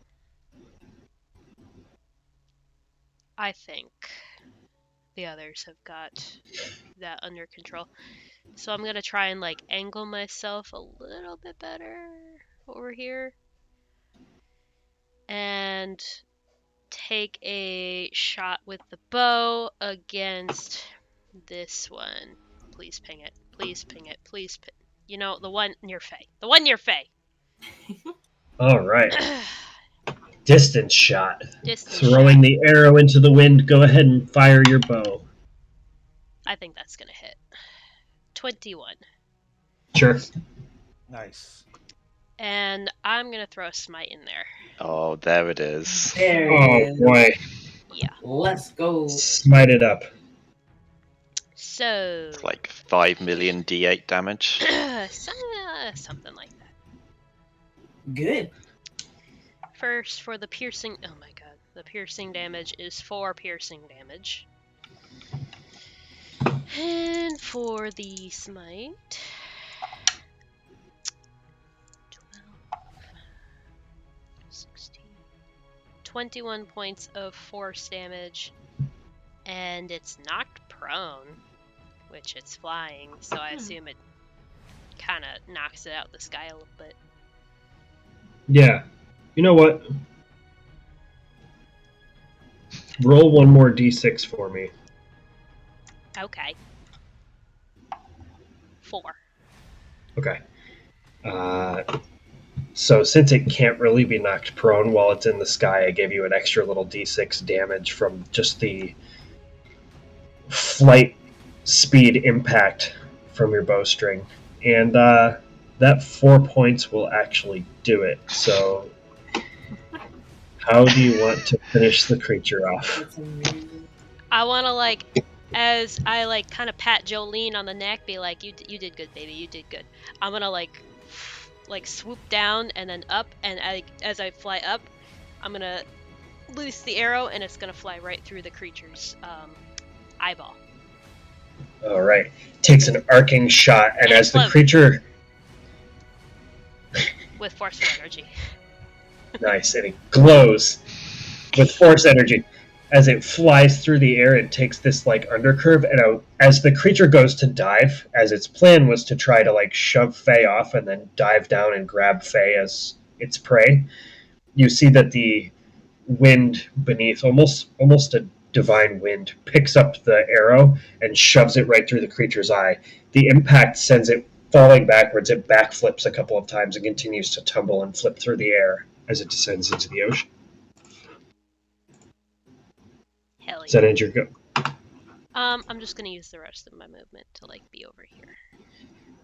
You be over there. Yeah. You get a warm smile from Rista as she's like, wow, that was really, really cool.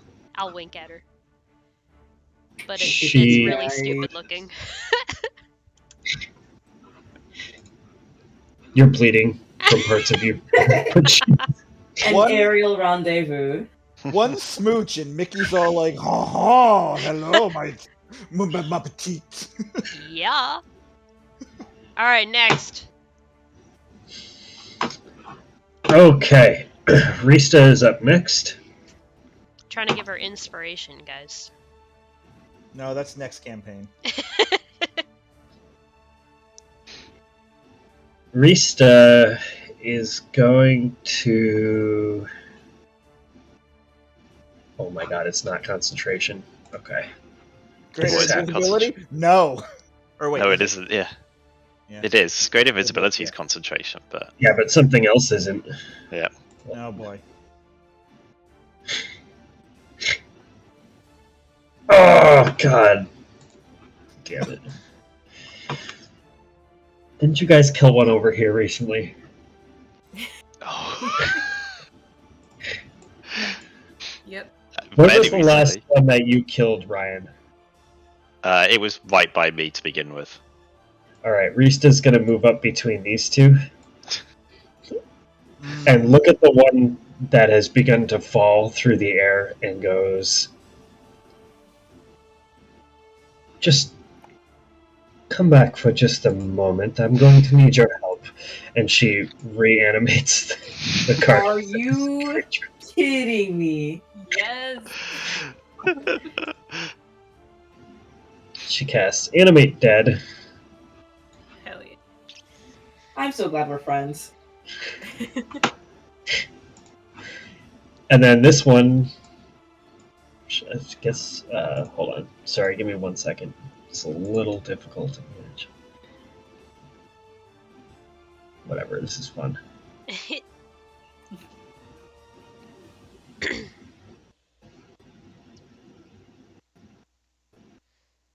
Alright, so I'm just going to put its initiative on her turn. And she will instruct it to attack the other one. As you see this, like, eyeless, zombified, strange creature that just fell out of the sky and then is flying through the air, reaches out to attack it. This one, and will hit. I'll say it's just 1d8 instead of 2. Which one was that? So there's 4. Oh, there's 3 left.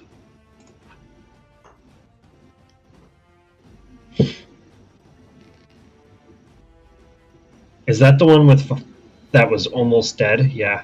Yeah. I think Yeah. so. Now it's dead as the other manticore just. The zombie one just goes on top of it and grabs it and just starts ripping it apart in the air. But they're both like descending into the ocean. Rista goes, "Oh my god, I killed something! Oh my god!" Hey, Rista's first kill. And she's going to use her bonus action to let Darling attack the one that's near Hush. Near the invisible Hush. It's like, I don't know if you're out there somewhere, but I hope you like the spell. And it's going to hit. And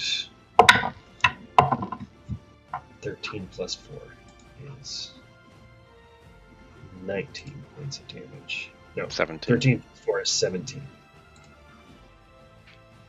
Alright. Nice job, darling. Faye, you're up. All right. How can we do this? Oh, I know exactly how we can do this. We're going to invent the world's first double jump. Oh, So, as my action, I'm going to kind of twist in midair and gesture below me and cast the Gust cantrip, and I'm going to throw my saving throw and fail that, so like the Gust is going to push against me, and then as my bonus action, I'm going to Misty Step up, you know, to try to grab onto Becky as she's hurling towards me. Very Alright, so you feel a wind push you up, and as you're like gently floating there for a minute, the wind gust bursts you forth, and then you just double jump up onto Becky. Yes. I am no longer plummeting to my doom. Right. Would you like to move? Now I'll stick around there for now. There's a lot going on in there.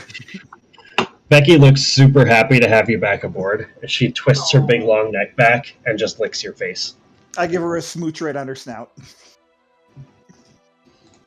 Oh. Oh, Becky. So cute. Can we keep All right. please? We'll see. Next up, the other creatures turns, the last two in the area. This one here is going to try to... It's going to swing around here.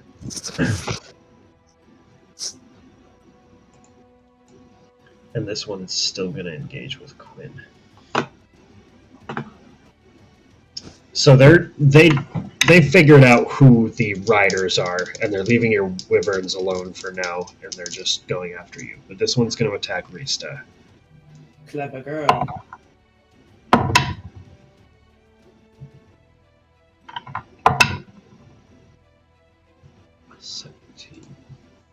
God, Rista needs a better armor class. All three attacks hit. Rista's about to take a lot of damage. Oh no. Thank God, as a wizard, she has a lot of hit points. Oh, great. Oh, I rolled bad on damage, though. 3. We stand. She's doing alright. She's not great, but she's doing alright. She is going to use her reaction to Hellish Rebuke. Hell-ish, yeah. Where is Hellish Rebuke? Why don't you have... Oh, because... Never mind. She doesn't have that because she's a tiefling of a tiefling. different origin. So no Hellish Rebuke. Hellish, no. Shut Hellish, no. But you see this one tearing into Rista. It's currently just like casing her and trying to like bite her and rip her off the thing. Rista has some injury and some damage to her. Quinn, these ones are going against you. Mm-hmm.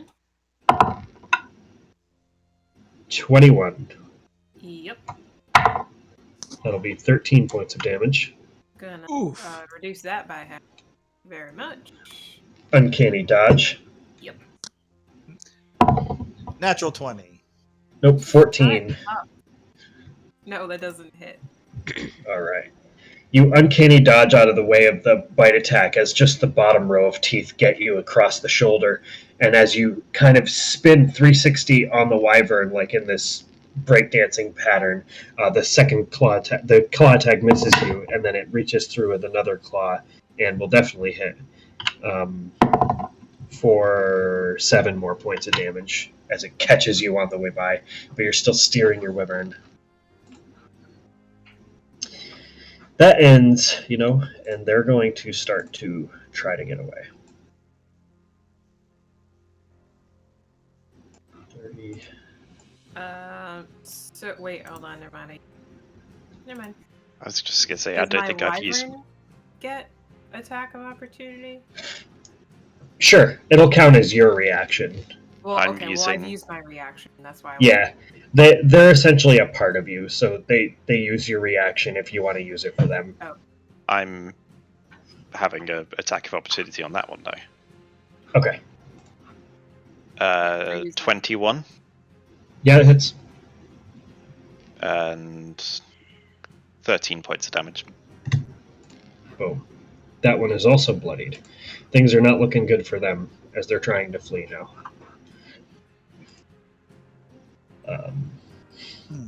Or at least get out of range of all the pointy things that have been accosting them. Hush, you're up. Alright, rolling again for my cool octahedron. Such a boss spell. It really is. Such a boss spell. It's a 2 again. Roll me a dexterity saving throw. For which one? For this guy. We moved it back over here.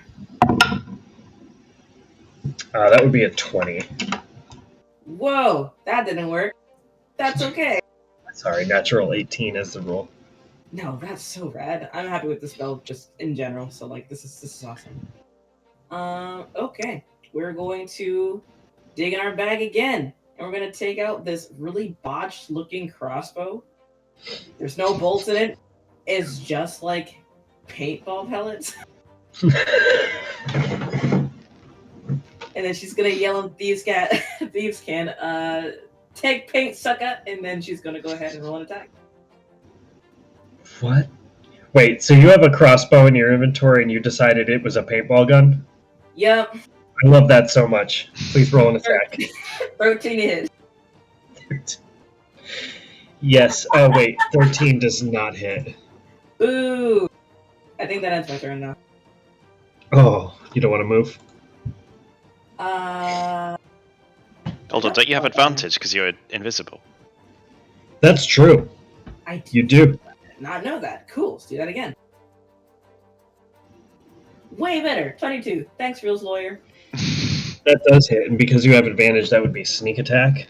That's so rad. All right, so this roll's already looking pretty great.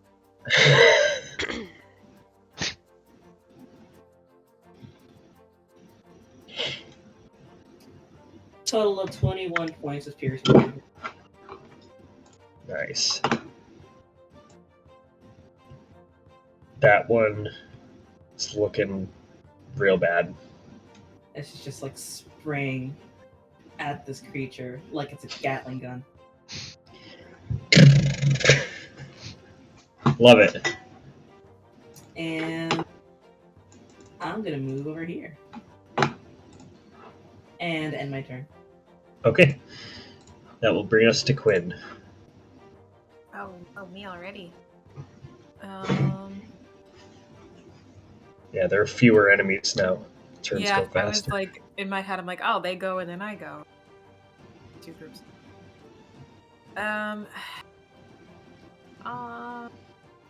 So I know that this one was looking pretty bad. What were the other? Oh, there's only these two, right? The other one. No, Yeah, there's only two. Isn't one of them Reesters? One of them is Rista's. Yeah. How was this one looking? This one is bloodied about half, and this one is not good. Not doing so good. All right, I'm going to try to get that one with the bow. The one that. Here.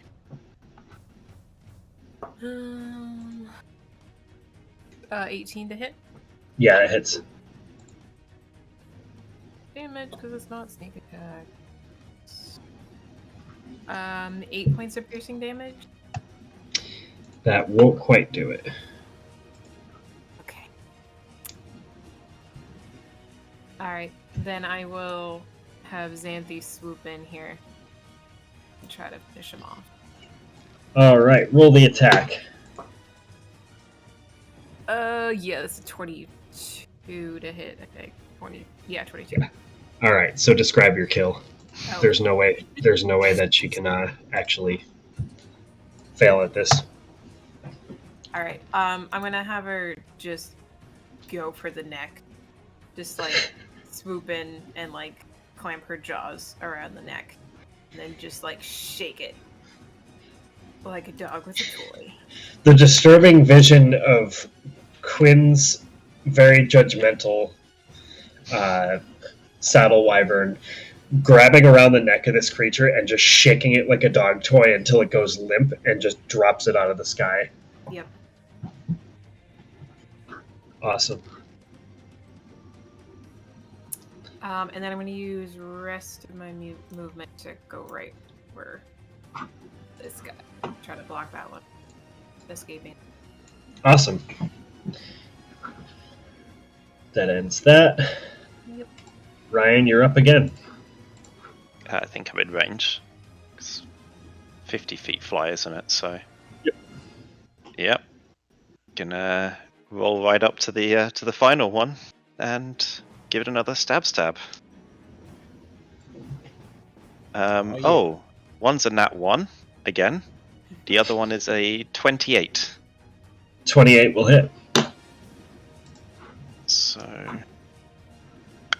that's 20 points of damage. Nice. Now that one's looking pretty bad. And as usual, good old Cosmo is going to do another claw attack on him. All right, And that is a 26. It's a natural 19. that hits. Oh, I really like rolling high and low. It's +4, isn't it? So 13 points of damage. All right. So that will finish the final one off. Describe for me how this ends for you all. I see Quinn's one going for the neck, and I'm like, it's a good idea, and Cosmo will rip the throat out for the final. Yeah, because it has a kill. smaller head and a smaller mouth, it just grabs around the trachea and pulls down, like in one single swift, muscly motion, and just pulls the throat out. And the creature's head kind of like folds back like an extra mouth and just starts to descend. Nice. I'll pat him on the head. It's like, good job. We did well. Rista pats Darling on the head and then pats the zombie manticore on the head and goes, "Okay, I don't. Oh, this is weird. I don't actually need you anymore." And just lets the spell go. Harsh. And I think we're going to take our break right here. Okay. That was so fucking cool. Hell yeah. Who doesn't love mounted RJ, combat? props to you. That was sick. That was fun. Dog fight! Great. All right. So for anybody who's watched this so far, thanks for watching this so far. And we'll be back in about 5 minutes, 10 minutes, maybe longer if Micah has to walk the dog longer. Yeah, I never walk a dog. I take a long. I'll be Okay. quick. We'll be back at some We'll let point. you know. We Oh, will yeah. be back. Beer In the coming. future. We got to get to the coal quest today. We'll be back. Oh, you will.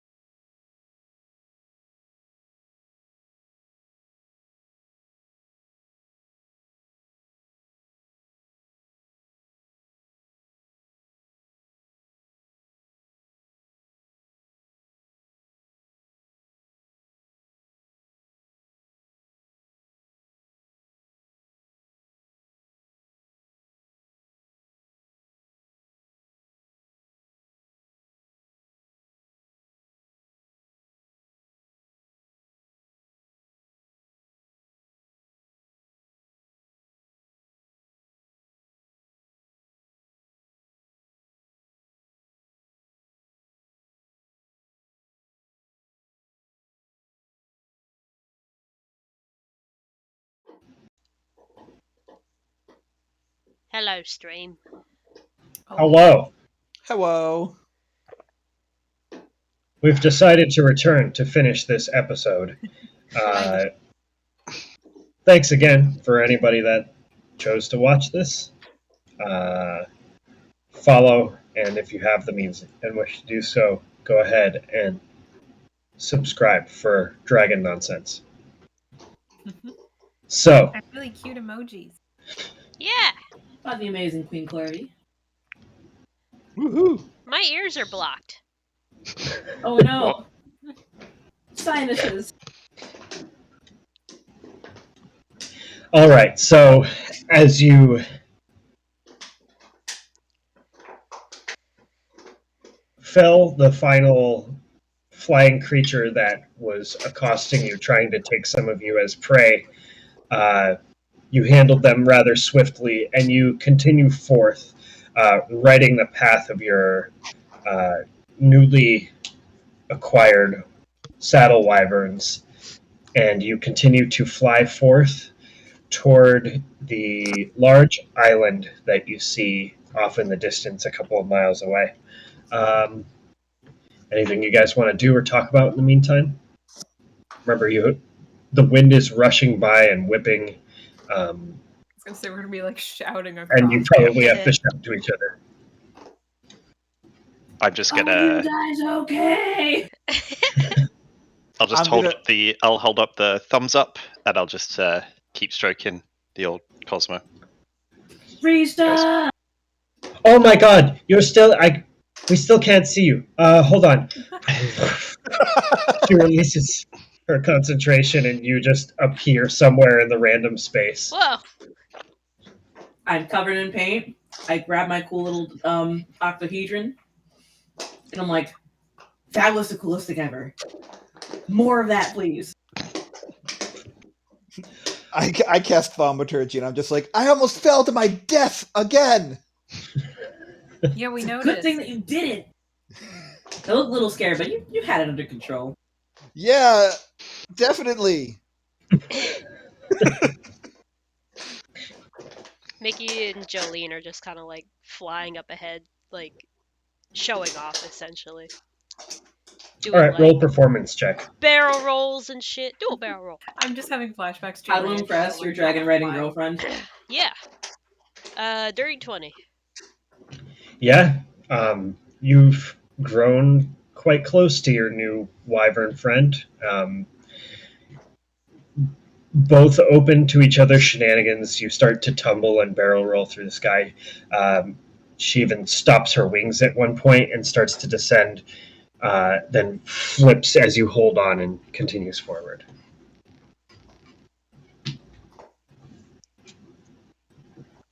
It looks super cool. You guys are jealous. Show off! And everybody was jealous. Mm-hmm. And everybody Yeah. clapped. Mm-hmm. And then Albert Einstein gave 100% euros, or whatever it is. Hell yeah.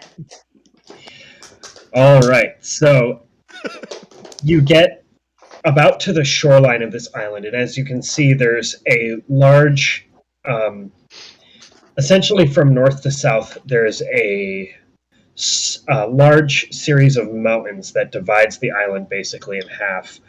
You can't see past them onto the other side of the island, but what you see in this place before you, you do see that there is a village of some kind with some stone structures right at the base of the mountains. The mountains themselves are a bit green and old looking with overgrowth.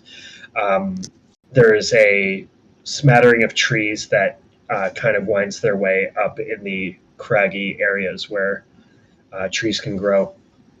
And at the as it comes sloping down, some of the town is kind of built up onto the side of these mountains, one of which is larger than the rest. The one in the dead center of the island is actually quite tall. Beyond and closer to you is a colorful forest that has closer to the sources of water that you can see. Is very, very dense, but further out, it seems to blend in with some plains. and you see a puff of dust, just this, and then some speckling gold reflecting off the sunlight in one position, sort of nearer to where the forest and plains start to blend together. I'll just take off straight for that. Into like a dive sort of thing. All right. You guys begin to dive toward Caugsterran, and we're going to call the landing check that you're about to make to land, like you're parachuting almost, in the correct vicinity on the island. We're going to call it an animal handling check. So would everyone go ahead and roll? I was really hoping it'd be dexterity. Me too. I don't remember a time we've ever rolled an animal handling check, so this seems fun. Yeah, it's fun. It's fun this I think Hush rolls one every time she deals with Pancake. Oh, that's I true. always That's true. Feel those. I think Hush rolls a 1 every time she deals with Pancake with those. He's gonna still swing at me regardless. I mean, yeah, that's true. It's not about hitting; it's about sending a message. All right, what do we got? 15. 20 total. Zuki and I are tight. 18. 18. Yeah. Plus 3 wisdom, baby. Gave me that sweet, sweet 9. And Reese also rolled a 15. So everyone except for Faye lands kind of surrounding the proximity of the large, big old gold dragon that has landed in the forest here. And Faye, you catch a canopy on your way into your descent and kind of tumble off, and you and the clumsy wyvern fall and tumble about 200 feet away. On brand. Becky does her best, okay? She's trying. Faye is the comic relief today. Caugsterran looks up and goes, "Well done, heroes of the Dragon Caugsterran. I see one of you did not survive. I will give them proper burial. Just know they died with honor and dignity and grace and beauty and Well, gold." They have died, but I'm not sure about all of the rest. But They died doing what I love, giving me a giggle. yep, very true.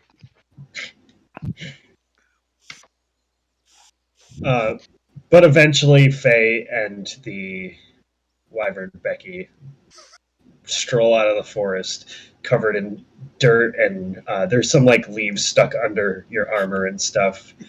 There's like one twig that's wedged between your belt and your leg, making it a little awkward to walk. But I just throw up my arms. I lived, bitches! Oh, now that is a surprise. and back from the dead. Thanks, Rista. No problem.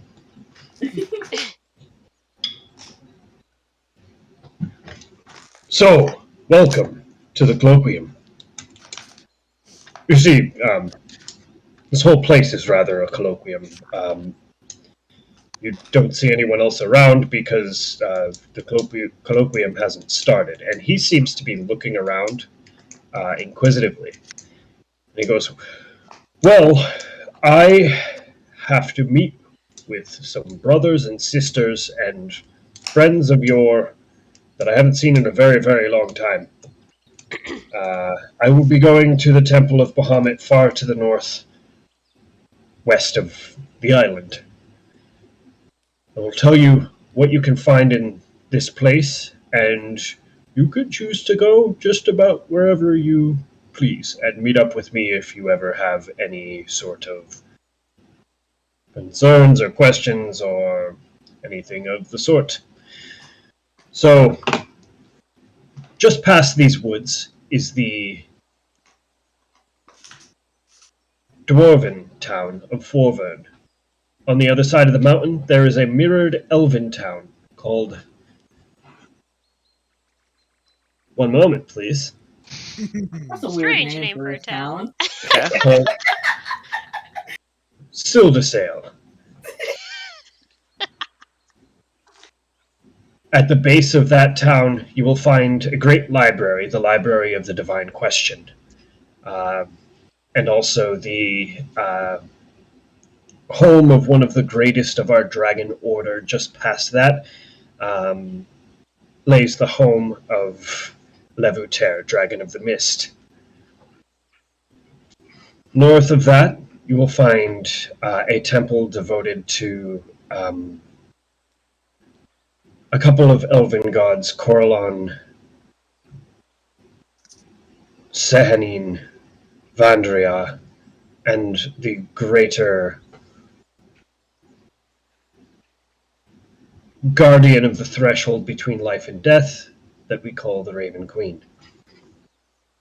Far to the northeast, the temple of the many-handed goddess lies. North of Forvern, you will find the Dawnstar Cathedral, and south of Forvern, you will find the Temple of the Allhammer. There is a scourged place far to the south of this island, where a strange device, a construct of unknown origin, stays, and the spires of the great wizards of old you can find, as well as the Cloaquium's graveyard. Wow, this is a busy place, huh? Yeah, there's a lot going on. I only wrote down maybe half of that. That's okay. Right. Sorry, I must have missed this whilst I was sleeping yesterday. What's the difference between this and the Colquest? I don't know what a Colquest is. What's a colloquium? Cloaquium is a gathering of minds, So dedicated to a single purpose, and that purpose here is the divine question.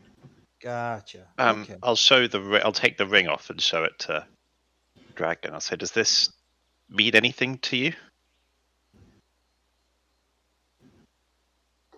Yes, this is from the dwarven city of Forvern, forged for a cleric of Moradin. Excellent. We picked this one up on our adventures, so it'll be good to reunite it. Needed.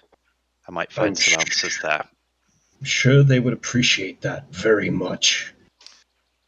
And I'll walk up to him and hold my pearl out, and I'll be like, "Sir, could I ask you Sir Caugsterran? Could I ask you a question, if you don't mind?" Yes, I will grant you a question. You see, we're sort of we sort of got a lot going on, a lot of a quest, you might say, and you. I don't know if this is an okay thing to say to a dragon, but you have age and experience and a lot more knowledge than us. So I was wondering, you see, when someone speaks their name into my pearl, I can communicate with them telepathically wherever they are in the world. Would it be possible for you to speak your name in here? That way, in case we have any questions, we could call upon your wisdom and experience to aid us.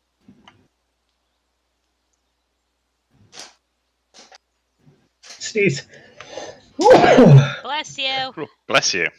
Faye goes flying back 60 feet.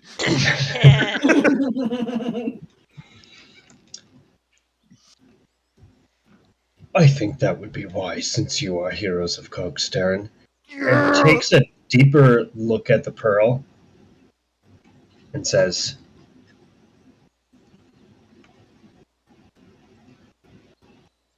"Don't you have a band of these? They look a bit familiar. A necklace of sorts?" A band? A neck? No, I was just given this one. My daughter just recently got one, but I was only ever given one. Just the one. It looks Zal. When we were in the press, Zal recognized it. Do you recognize this? I've seen a woman of half-elf descent wearing a necklace of pearls that looked a lot like this. Was that DOS 3 by any chance? Yes, that's the one. That's the one. The little human half-elf tinkering thing, quite amusing. Likes to transform and take reality into her own hands in certain ways. We did see one of the statues in the garden there with. He had a necklace. It's hard to tell when it was just carved. It just looked like beads holding. Yeah, the pearl necklace that she wore. They looked like that. Oh, Lore drop. yeah. They're. I, I guess we did just think they looked like beads. Mhm. Oh. So are you against it now? Is this? Reaches toward the pearl and goes, I am Caugsterran! Gold dragon Caugsterran. Is this good enough information? I'll look down at the pearl. Is it good enough information? The pearl says, sure. We're good, thank you. That was great. Very well. Is there anything else? Are the mounts gonna follow us, or are they gonna? Oh, yes, the children. You may keep them for now. They will be bound to your service as long as you are the heroes of Caugsterran and do nothing to sully my name. Please do not take them over the Shadowed Ocean or the Emerald Ocean. I don't want them traveling to other continents. Understood. I have Mhm. one request, Caugsterran. What is your request? If Ryan you Bob. learn, if you learn or can ask about a man named Brash, if there's any information you can find, I would be very grateful. And who is this Brash to you? He was a man in the Order of Rylander.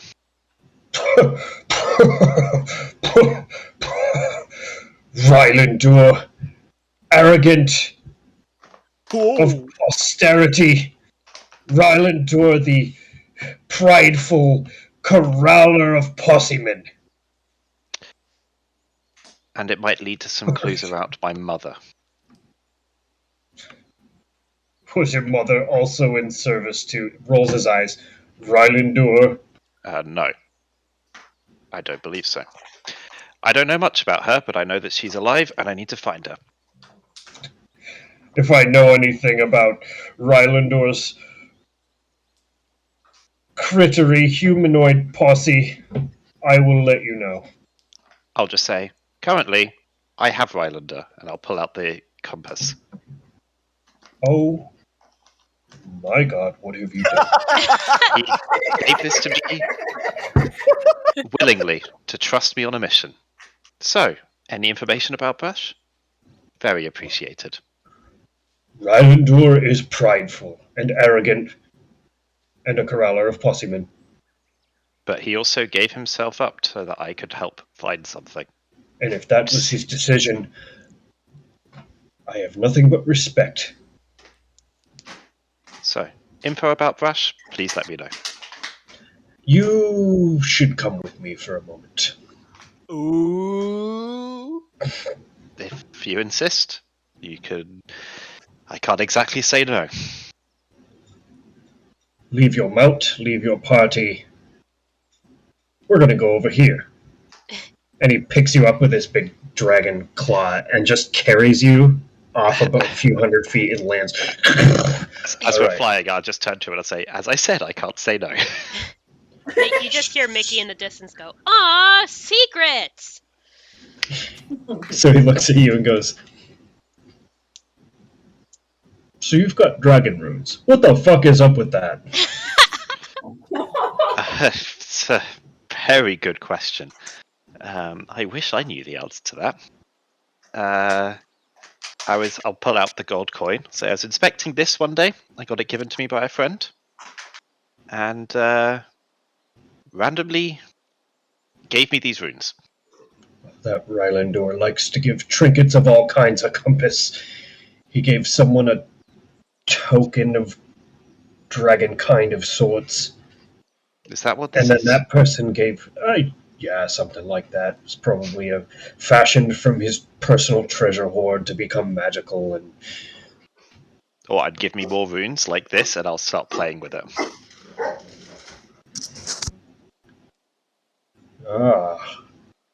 if you would like a rune of the fabled mist dragon Levuter, you should travel to her temple. As you see that he references the side of the coin that changed for you, Hmm. and equates that to a symbol of Levuter. I will look at that. Would be quite useful. What does Levuter specialize in? Mist Dragon? Never heard of them Yes. before.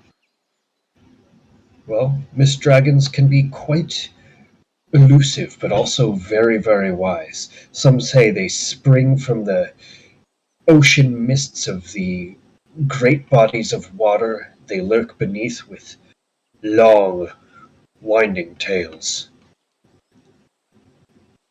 And some say they float in the clouds, gathering winds as they go about. I just think she's a really nice lady and she's ahead of our order. Oh, do you have a crush on her? No, you have a crush on her. Okay. Good to know.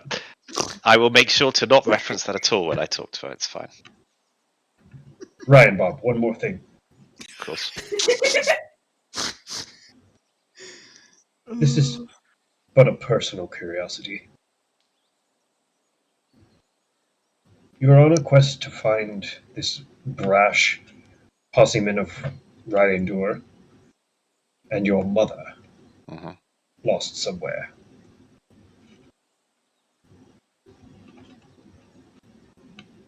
Why choose the path of dragons to bring you there? It was the only path available to me at the time. Oh, so if you had a different path available, then maybe. Well, I know. You know full well that when someone's hand is forced, there's only one decision they can make. I think there's more to it that you haven't discovered for yourself yet. And you have the aura of a true dragon. Mm. Remember that as you go along. Well, I don't know whether to be thankful or worried, but I'm sure I will keep it in mind. Well, being a dragon, I gotta tell you, I'm thankful that I'm a dragon. But I'm sure. also, a lot of things want your treasure pretty often, so it gets a little worrisome when people come with pitchforks or creatures try to sneak into your lair. How did you get stuck at the Press of Zal? A little gnome creature many, many, many, many years ago snuck into my lair and took a part of my treasure that was bound to me, and I followed it. The creature used some sort of crazy magic that, of course, I understand, but I don't think you would, so I'm not going to explain it to you. Oh no, please, I think I'd surprise you. Well, anyway. And the spell transmogrified me into what you saw, a little tiny red, piddling, worthless, red-scaled, wingless dragon. And there I remained until my heroes came to save me. Well, I'm glad we could be of service. I'm And glad you could too. as I said, thank you in advance if you do find anything. I hope a portion of my treasure and the 6 saddle wyverns are enough payment More for than what you've enough. done. More than enough. But if there's anything else you need, you can find me at Bahamut's temple. I will pay it a visit. I think it might be quite useful. Good talk, kiddo. Would you like me to fly you back over to your group, or are you just going to walk? No, flying would be great. And can we pretend that we've, Mickey gets really confused when things happen that don't concern her. So if we just talk in Draconic saying things have been great, it'll confuse everyone else, and she might also get annoyed. So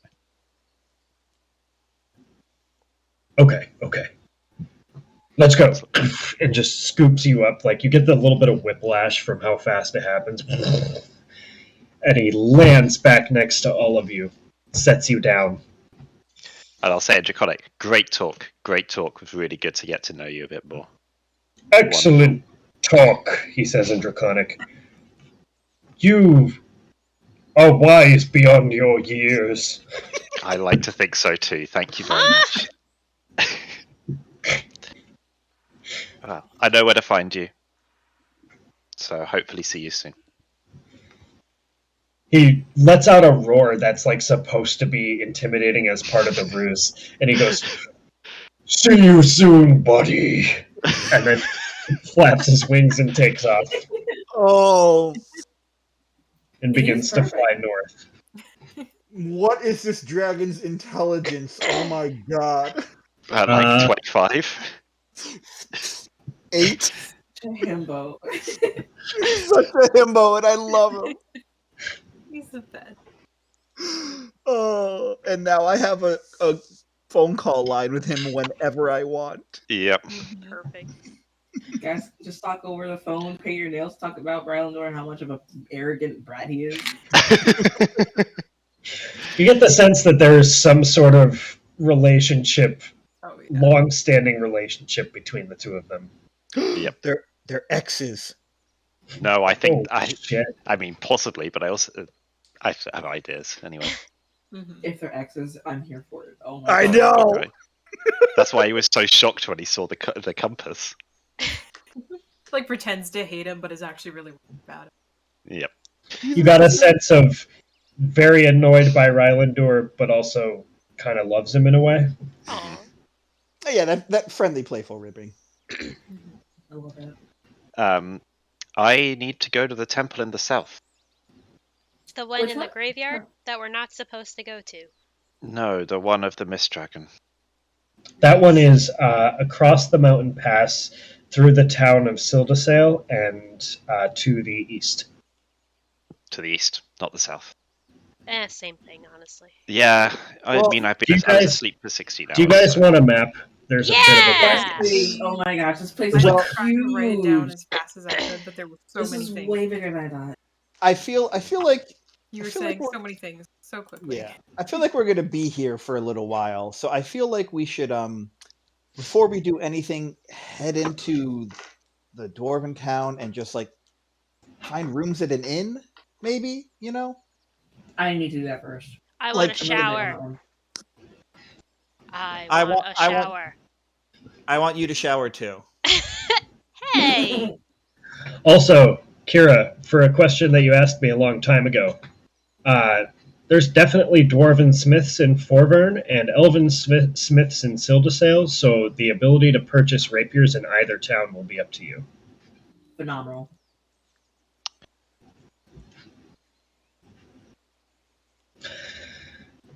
Oh boy. So, group, where are you going? This is a freaking map. I'm just gonna start walking in the direction that I think the town is in. Okay, in that case, I'm gonna go onto my wyvern and start flying into Oh the yeah, town. true. Yes, I'm going to hop on the wyvern. I'm gonna and Becky and I are gonna head to Forburn. All right, so you guys are all flying toward Forvern. Sure, Oh, sure. yeah. Yeah. All right. So, you guys all fly for a couple more hours, or I don't know, maybe. I haven't really figured out the size of this, which I really should because I'm DM. So, all other DMs out there, you're much better than me. No. That's a lot. You land. You land near a dirt road, just west of where you can see the nearest dwarven structures. You see all these like very geometrically shaped but very, very complex structures that are both elegant and beautiful and also simple and functional at the same time. As you can see all these hill dwarves walking around outside the city, and they see a bunch of gold wyverns land, and one of them just kind of like is walking down the street with a shovel, looking like he's about to go to work, like digging stuff, and just turns, and then turns back and just keeps walking. Excuse me. Oh, yeah, yes, hello. I have two questions to ask you. One Hey, a little harder wait, than the other. Oh, yeah. you're Tabaxi. I am. I haven't seen someone like you in many ages. Oh, pardon my observing. Please go on. Okay. Thank you. I am indeed a tabaxi. Um, so I was looking for two things. One, and she's gonna pull out her short sword. It's really old. There's paint and blood all over the thing. It's kind of rusted and really worn. And she's going to say, I've been using this for a while, and I was wondering if I could swap it in and get a hold of something a little nicer. Oh, you must be mistaken me for a smith. Go to Gregmar's in the center of town. Uh, Great. they have weapons and uh, can do custom work. And kind of looks at gives kind of like like a disgusted, not disgusted, but like a snarl towards your rusted sword. He goes, I can clean that up for you if you need. Also, why do you have a bunch of golden wyverns? Uh, a reward, a gift. We earn them. They're our friends now. Well, if you need stabling for them, near the Temple of the Allhammer, and he grabs his symbol and like makes a holy gesture. There is a large stable land that you can house them within. Oh, perfect. Thank you. You're all visitors. You're all cool with the religion thing, right? If not, there's going to be a bit of an uprising against you, so I would say probably should say yes. It's water off a duck's back. I'm Yeah. not. Religion is something that exists, so you guys do that. That's fine.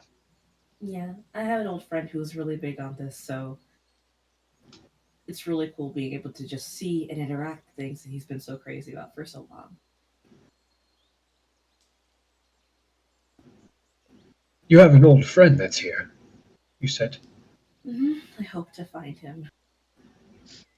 Well, maybe, maybe I can help. What's your friend's name? His name is Spulio. He's an arachnid.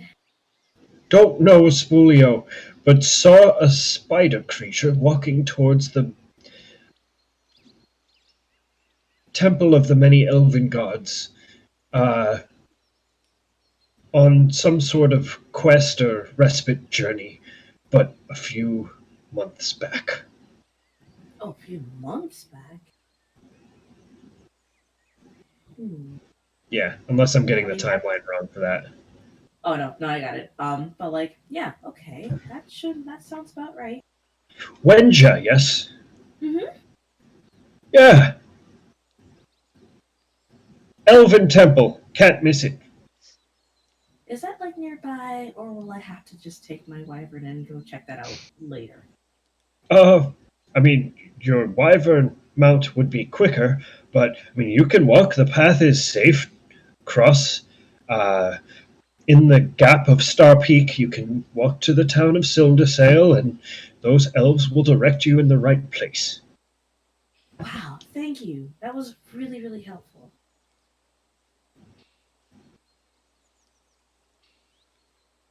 You're welcome. I do appreciate it. Okay. Yeah, so guys, we have some leads of what we can do for now. Yeah. Although I'd like to see if I can pick up. You guys Master Smiths, your dwarves, understand this. Do you have any components for I sale? dig holes for a living. No, but as a group, I'll say, you guys are fantastic when it comes to making things. There are some pretty Smiths. good smithies in town.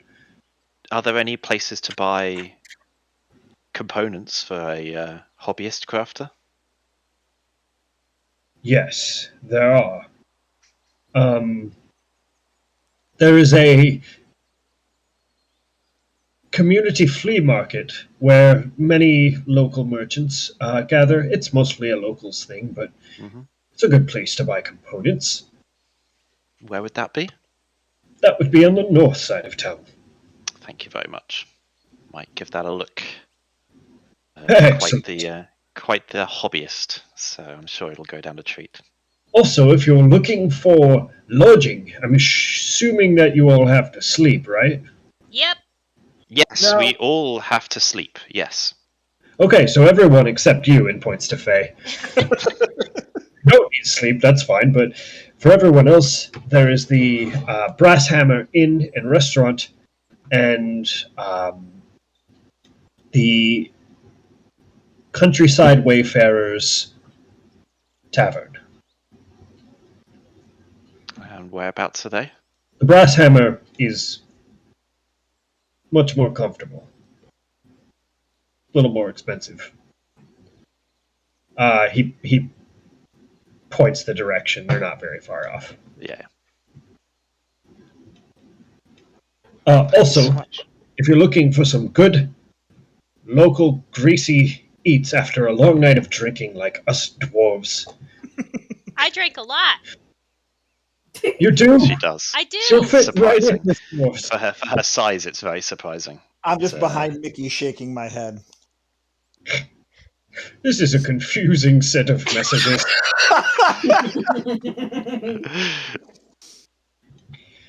Go to the Old Oil Diner.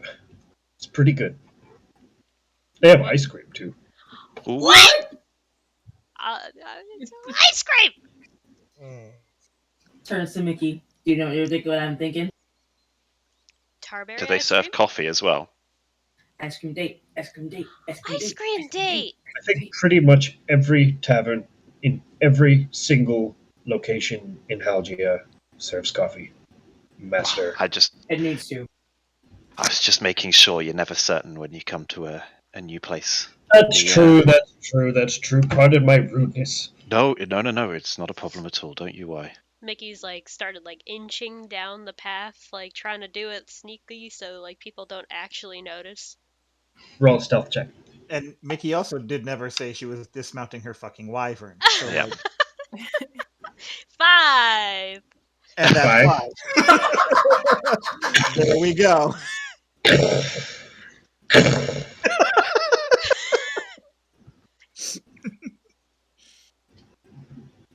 Okay, bye, thank you. Well, hey, have a good day. She's gone. Okay.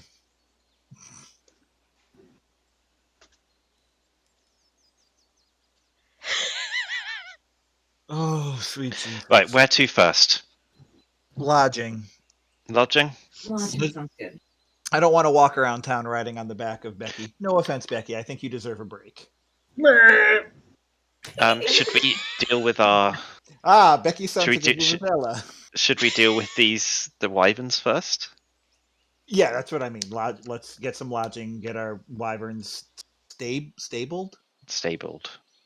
If that's Also, Caugsterran, this is something I left out when I was giving his exposition, but Caugsterran would have told you that the wyverns need meat to be, like raw meat to be fed, so you'll have to buy like steaks for them. That's a-okay. that is expected. Yeah. Well, let's go see if we can find them a spot in a stable somewhere. And then sort out our own lodging. Mm-hmm. I mean, I wonder if the stable has any horses that, like, their owners died, and like two birds with one stone. We can, put it in the stable with the horse. I have a and feeling the there's stables food. might also have meat. And if they Yeah. don't, I'm sure there'll be a place to get some. Yeah, true. Yeah. All right, so you guys all travel toward the large dwarven temple. As you can see, it's just huge and intricate, and the most beautiful building that you've seen in this place, with comparison to the town. You do see that there is a stone barnyard, but it has like these slits carved into it so that it's very breathable and open air environment, like an actual stable would be. And you go and there's a small, almost uh, like a little hut with a desk, and there's an old dwarvish woman that is just kind of has glasses hanging halfway down her nose. This bushy red hair that's pulled back into a ponytail, but it's like goes straight back parallel, and she is looking down at a piece of paper, scribing some deeds. Who wants to do the talking? I got it. Hello. Oh, hello there, dear. Hey, you wouldn't happen to have room for 6 wyverns? Looks out, goes, my, we haven't had wyverns here in such a long time. It would be a pleasure to stable your fine creatures. Amazing. I must ask a couple of questions first. Yeah. Are they trained not to bite? Suzuki, are you trying not to bite?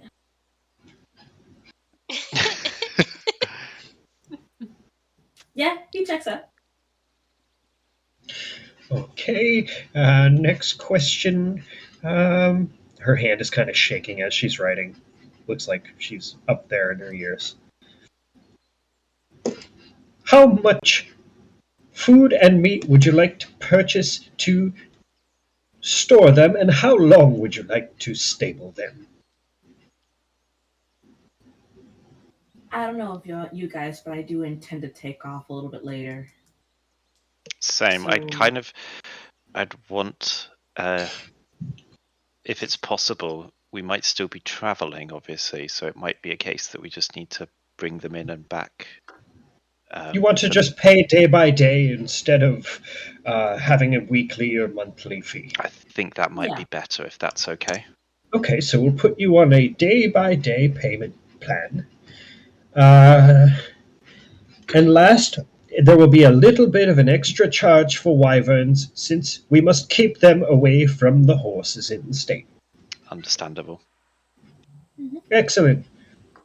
Let me draw up a contract. Would you all like to be under just the same deed and pay together, or everyone separate? Together's fine. Yeah, together's fine. Yeah. We can sort it out amongst Okay. ourselves. So for meat and stabling and the proximity fee for 1 day, we will call this 833 gold. two gold pieces per wyvern. 12 Okay. gold. Okay, that's reasonable. Yeah, exactly. I I'll bet you my hand, 2 gold. yeah, Yep. I'll hand 2 gold over. Yeah, it's fine. We all pay. All right, so you each pay your 2 gold. She kind of slips these like big. It's almost weird to you guys that they have like wyvern size muzzles and leaders, but it seems like she knows what she's doing and has stabled saddle wyverns here before. And she one by one starts to pull them into the stable. She goes, "They're in good hands. Just go and do your thing. Come back and visit me whenever you get need to go out and adventure." Will do. Thank you so much. Thank you. It's very appreciated. Be good, Jolene. My pleasure. Okay, I want to go to the market straight away. Tavern. Can I go with you? Hmm? I'm going with Ryan. Okay. Anyone else? I'm looking for some crafting components, other things. Tavern. Shower. Which tavern are you going to? Brass Hammer? Yeah. Okay, we'll meet you there. Right, Faye Quinn.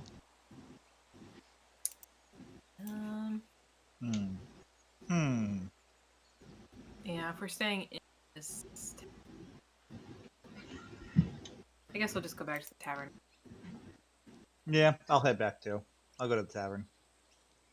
I think Mickey might need some double corralling for this. What? Crazy.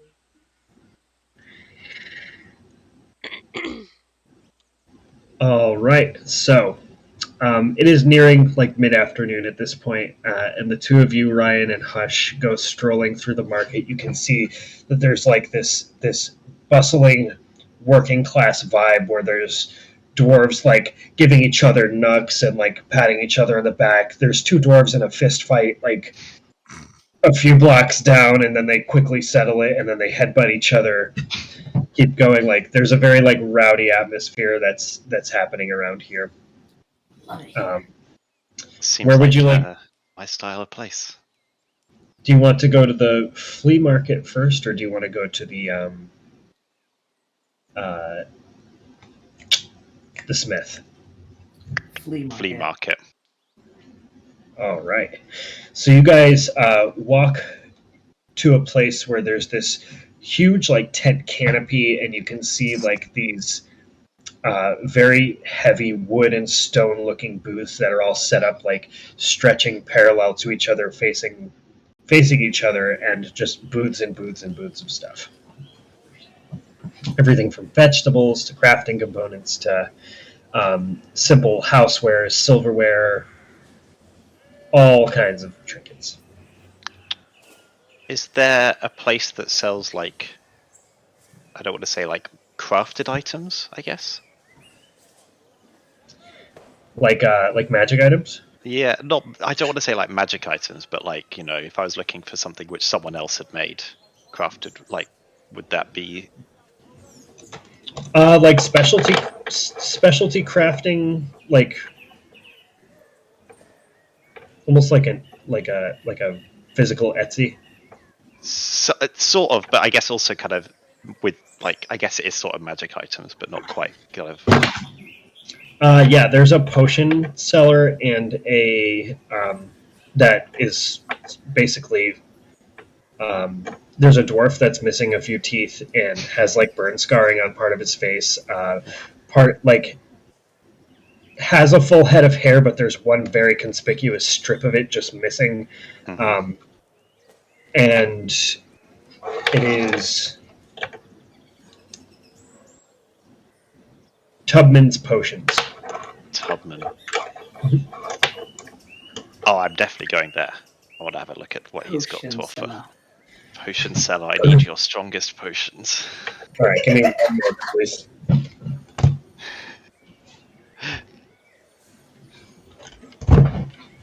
As I get a crazy book.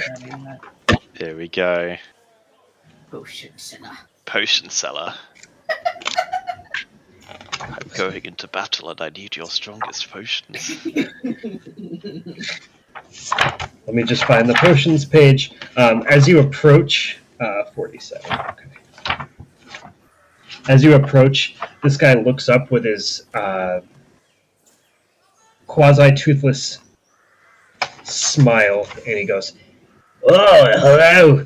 Are you come to explore some of the finer alchemical concoctions that someone like me would make?" You know it. That's why I'm here. I'd love to see what you have on offer. Okay. How about this? What if I were to tell you that you, just like the vampires of Tale, could transform yourself into a black feathered owl for 1 hour just by drinking this, and pulls out this like stoppered sort of geometrically shaped glass jar with this like dark golden liquid in it, and there's a couple of like black feathers that are drifting within. Interesting. That's pretty cool. What That else would you be got? cool. Or if that's not exactly what you're looking for, uh,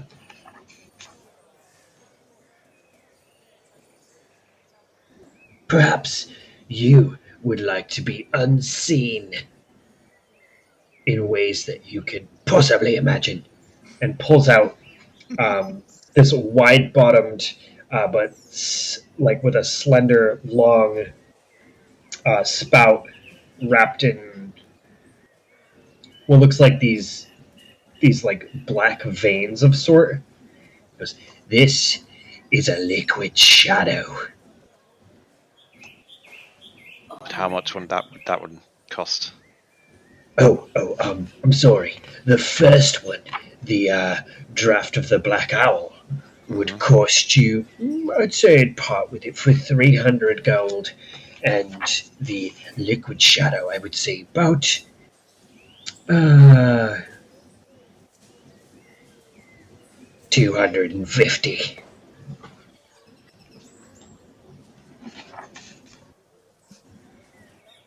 And if we get them both, would there be some sort of deal on that? Usually I do my deals in packs of 3. Would you like to know some more stuff that I've made? I mean, yes, that sounds wonderful. Mm-hmm.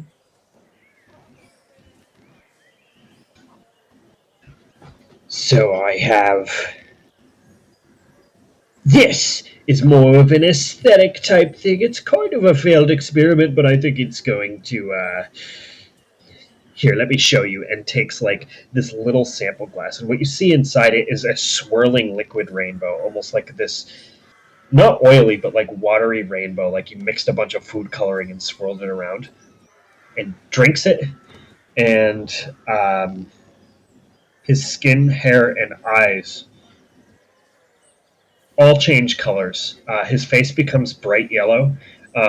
His eyes become a bright violet, and his hair becomes indigo.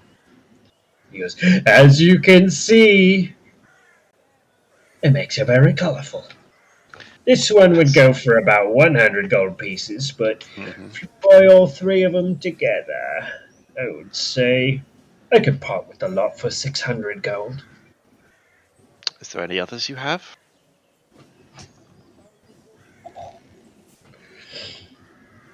Let me consult my inventory.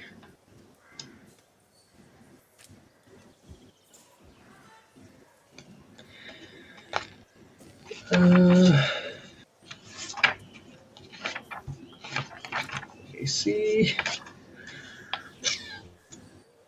Oh, here's this one. And he pulls out this piece of glass that's wrapped in these like steel spikes, and it's stoppered with what looks to be like a spiky crown.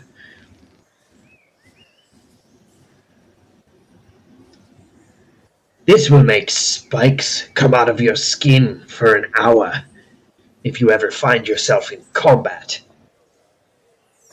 You can,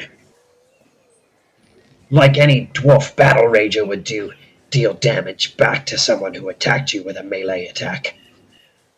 That does sound good. How much would that one be? That one I would say also 250 gold. But as a package, you could have all of these things if you wish for 800 gold. I'll look to Hush. I'll say, do any of these grab your fancy? I'm really digging that invisibility one. So was I. Okay. No, but I think if we have to, if we get it anyway, we can decide who uses it later. It's not invisibility. It would make you blend with shadow. And also, it says in the description that it can be thrown up to a certain range, shattering on impact and filling the space with a 15-foot radius sphere of magical darkness, if you wanted to use it that way. Oh, that'd be so bad with Shadow Blade. Yep. I love the idea of the color changing one. That is really sick. It is pretty cool. I wonder who How many uses would you get out of the color changing one? Because you only took a small sample. It's like one less now because he just drank from. Oh boy, hold on. This is a brand new book that I love so dearly. I'm gonna make a short plug here. If anybody plays D&D and wants some really, really fun extra material for their campaigns that's third-party content, look to Cobalt Press. This is the Vault of Magic that I'm using, and it is an entire book of magic items. There are hundreds in here. Brilliant. That's awesome. That is so cool. The one that he would give you would be worth 2 servings. 2 servings. Mm-hmm. The last one was the like stone skin sort of thing, the spike skin, which could be good. I'm not the owl one. I don't know about you. How do you feel about the owl one? I have Pancake. He already does that job for me. That's what I was thinking. For the last 3, 250, 250, and 150. And 150. Do you want to split 300 each, Hush? For which ones exactly? Well, so there's the color changer, there's the shadow, and there's the spike skin. I like it. 300 each? Sounds good. 300 each? Do those 2 for 600? Those 3, sorry, for 600? Those 3 for 600. Yeah? Does that seem reasonable to you?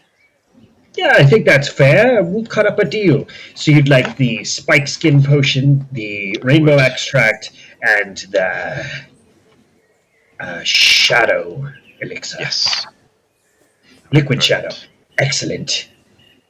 Well then, pass over the gold. Oh. Please. Count them out. One by one. No, just kidding. 4 hours later. 4 hours later, he's still going, no, I'll hand over the... Slides the 3 requisite potions over gold. to you. I have not put these in D&D Beyond. I will look for them under Homebrew in case someone else has, because it is third-party content, not Homebrew. And you have these. I'll explain what they do when you want to use them. Or before that. Here it says, also with every purchase from my cart, my business policy is that you get 1 free potion of healing on the house. Ooh, Yes! Hands over a basic potion of healing to you guys. very nice. Amazing. I still have mine. Do you still have yours, Hush? Or do you I want to take have it? 1. I have one as well. Actually, no. I have 2. You take this one. You were so kind, Ryan. Thank you. Not a problem. Well, good doing business. Tell all your friends and everyone you know. We will. Do you have more of the healing potions as well? I do. Usually I give them out as support for purchases, for larger purchases. But I do part with them for about, we'll say regular ones, like 40 gold apiece. Mm-hmm. Well, if our friends decide they want to come by, they might pick some of those up as well. So I have a potion of supreme healing I can part with for 1,500 gold. they might be interested in that. Maybe. Send them over. I will. Don't worry. Thank you so much. Just a quick question. I was looking for something that I could use to hold more stuff, because this backpack gets a little full.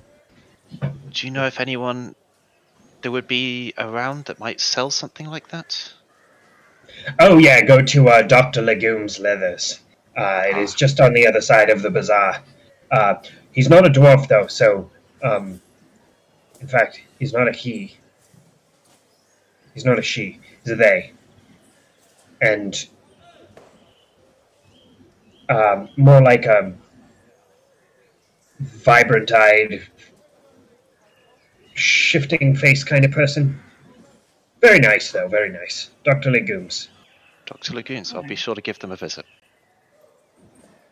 Awesome. I think that's all. Thank you so much for your service. We'll make sure to put these to good use. Mm-hmm. Don't care much what you do with them now. I just hope they serve you well and tell your friends. I'm sure they will. Thank you very much. Goodbye then. Later. Okay, I might go to the leathers place. Do you want to come along as well? Is there something you want to go see? Yeah. I want to do something with my boots at some point, and I want to pick up some crafting materials if possible. I was also going to do the crafting materials, so Perfect. I think this is great. Awesome. So you guys can just buy crafting materials at standard prices. Like Yeah. I won't point you to a bizarre location for that. That's up to you guys, though. I will. I do want to go to the leathers first, though. All right. So you walk up and you see a person that has like whitish hair, but sort of an ambiguous face. Like it's hard to make out the detail, even as you look closely. Um, kind of tall, but sees you approach and says, "Well, hello, welcome." Hi there. I was just in the area, and I was wondering. I was looking for something which I would be able to use to store more things. My backpack gets a bit full, and I was told that you'd be the perfect person to come to. Oh, absolutely, I am. And I will just let you know, all of my leathers here are treated with peanut oil so that they smell nice, and it helps preserve the integrity. Wonderful. That's exactly what I'm looking for. Excellent. Um, Now, I have. Are you looking for something a little more magical, like a bag that has an extra dimension in it, or several Oh, extra dimensions?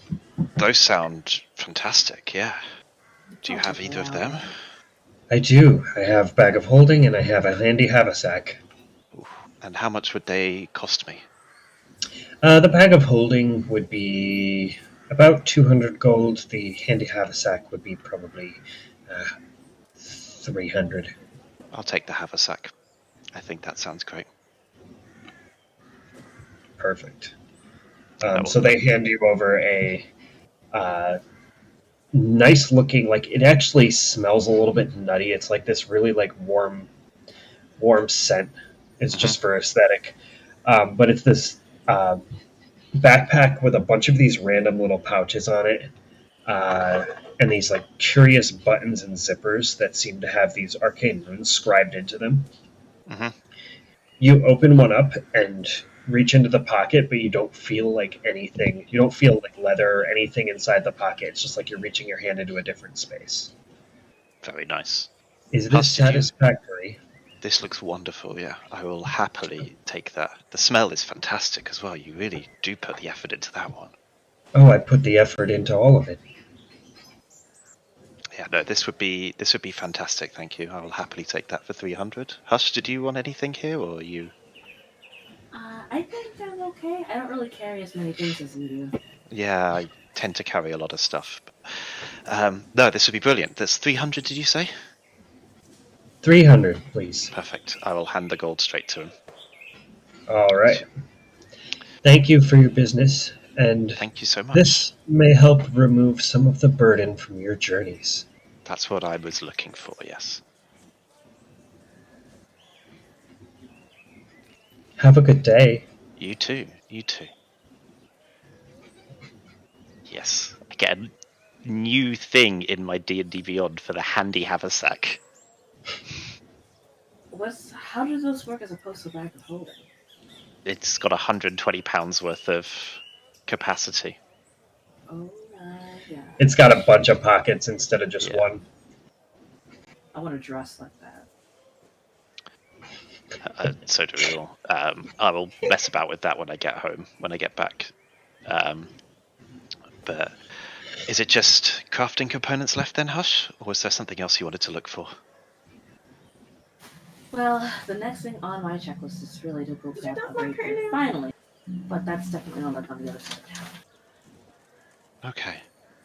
What did you do? I'll probably have to take Yuki out to go get it. Okay. Well, let's get something at least. All right. Get something for our crafting. So you guys go to get whatever crafting components you need. You know the prices. I trust you to Yeah, I'll discuss it after the session what I get. Yeah, tier 1 and tier 2 is available to you. And the rest of you, you wander into the Brass Hammer Inn and Restaurant. You go through a set of stone doors, and there's two hallways that split off like this, and one says inn and one says restaurant. So you can see that there's like a separation between the business. You could go eat at the Dwarven restaurant, or you could go to the inn for a stay. I'm gonna head over to the inn. Same. Yeah, I'll go that Yeah, way. same. All right, Rista goes to the restaurant. I'm just joking. She goes. She goes and eats alone. Finally, some time alone. I haven't had this in so long.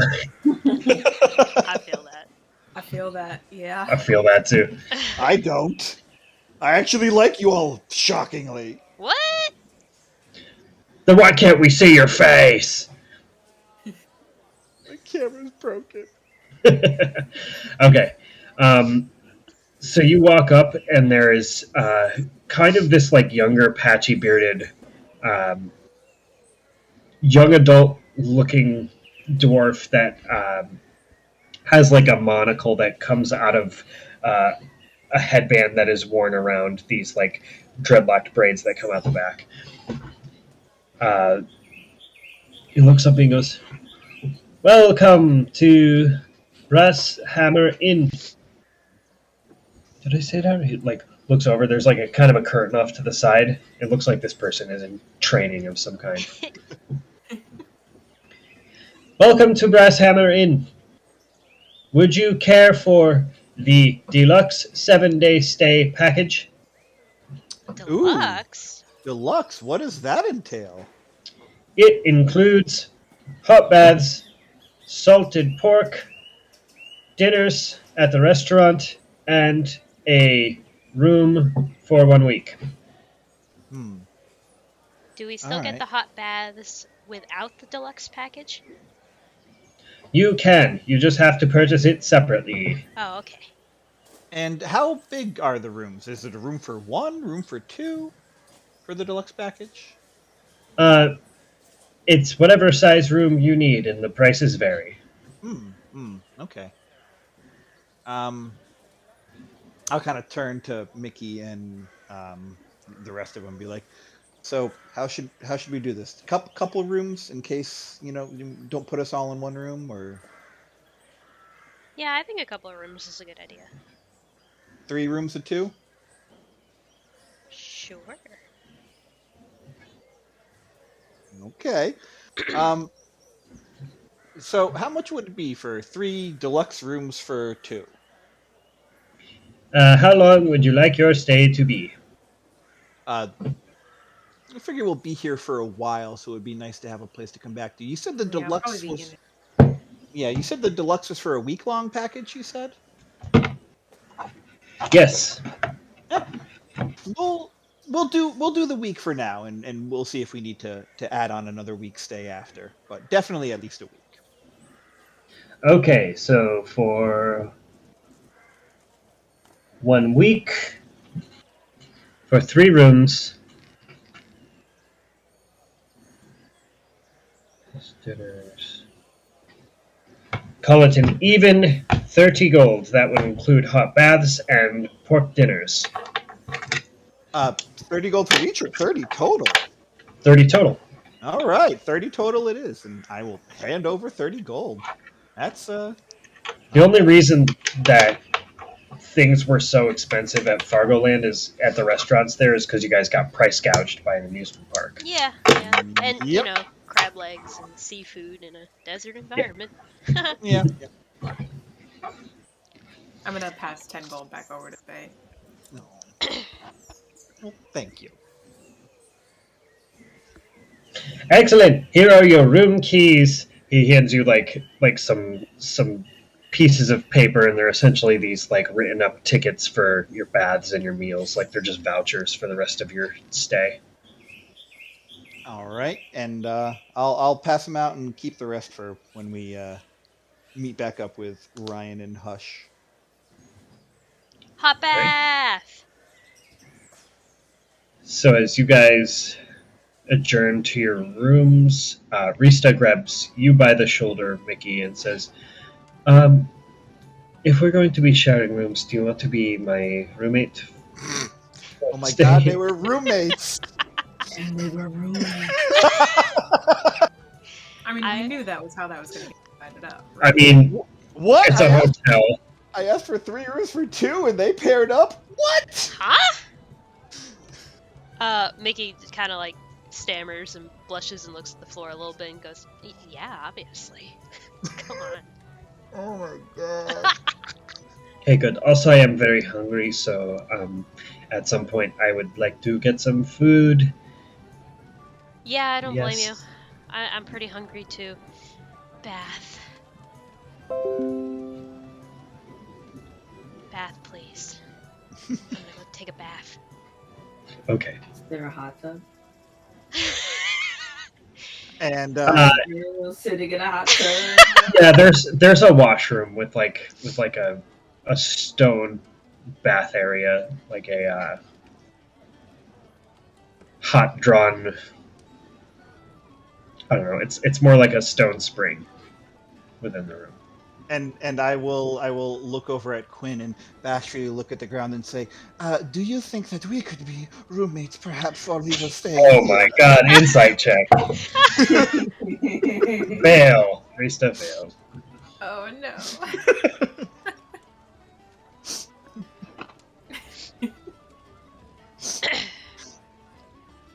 Yes. I did forget to say I wait for her to leave before I do that. Oh.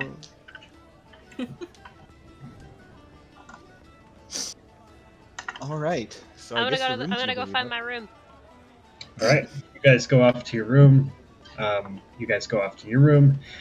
You find there's just this a bunch of like well-crafted, like there's like a history of farm equipment and machinery by dwarven smiths that's kind of in a tacky way posted along the walls.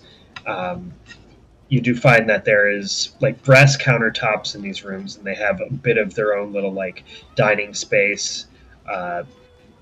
There's a nice bed, though it's a little harder than you might like. It's not like a very soft, cushy, plush bed. It's more like a sturdy, functional bed. And there is a washroom with like a stone. I don't want to say hot tub because. Okay, sure, that's what it is. Hot tub. Hot tub. It's more of like a bathing area, but That's fair enough. Close and enough. there's sitting areas too, like with like some rocking chairs and a coffee table in the middle. Oh. And I'll kind of just like shoulder off my backpack and just keep my gold and pearl with me and be like, all right, so what now? Well, I guess we settle in a little bit. Sounds like the others are food later on, but after that, I'm not sure. I don't quite remember. We had a couple different things we were going to look for here. I don't quite remember what all of them. He did kind of let us know a lot. I'm sure Mickey's gonna want to go to the Temple of Cure. Brian said he wanted to go to that that Mist Temple. I think he said Something out of Mist Dragon. yeah. Hush. Yeah, I mean, I'd like to check out the library of question. I have a feeling Hush might.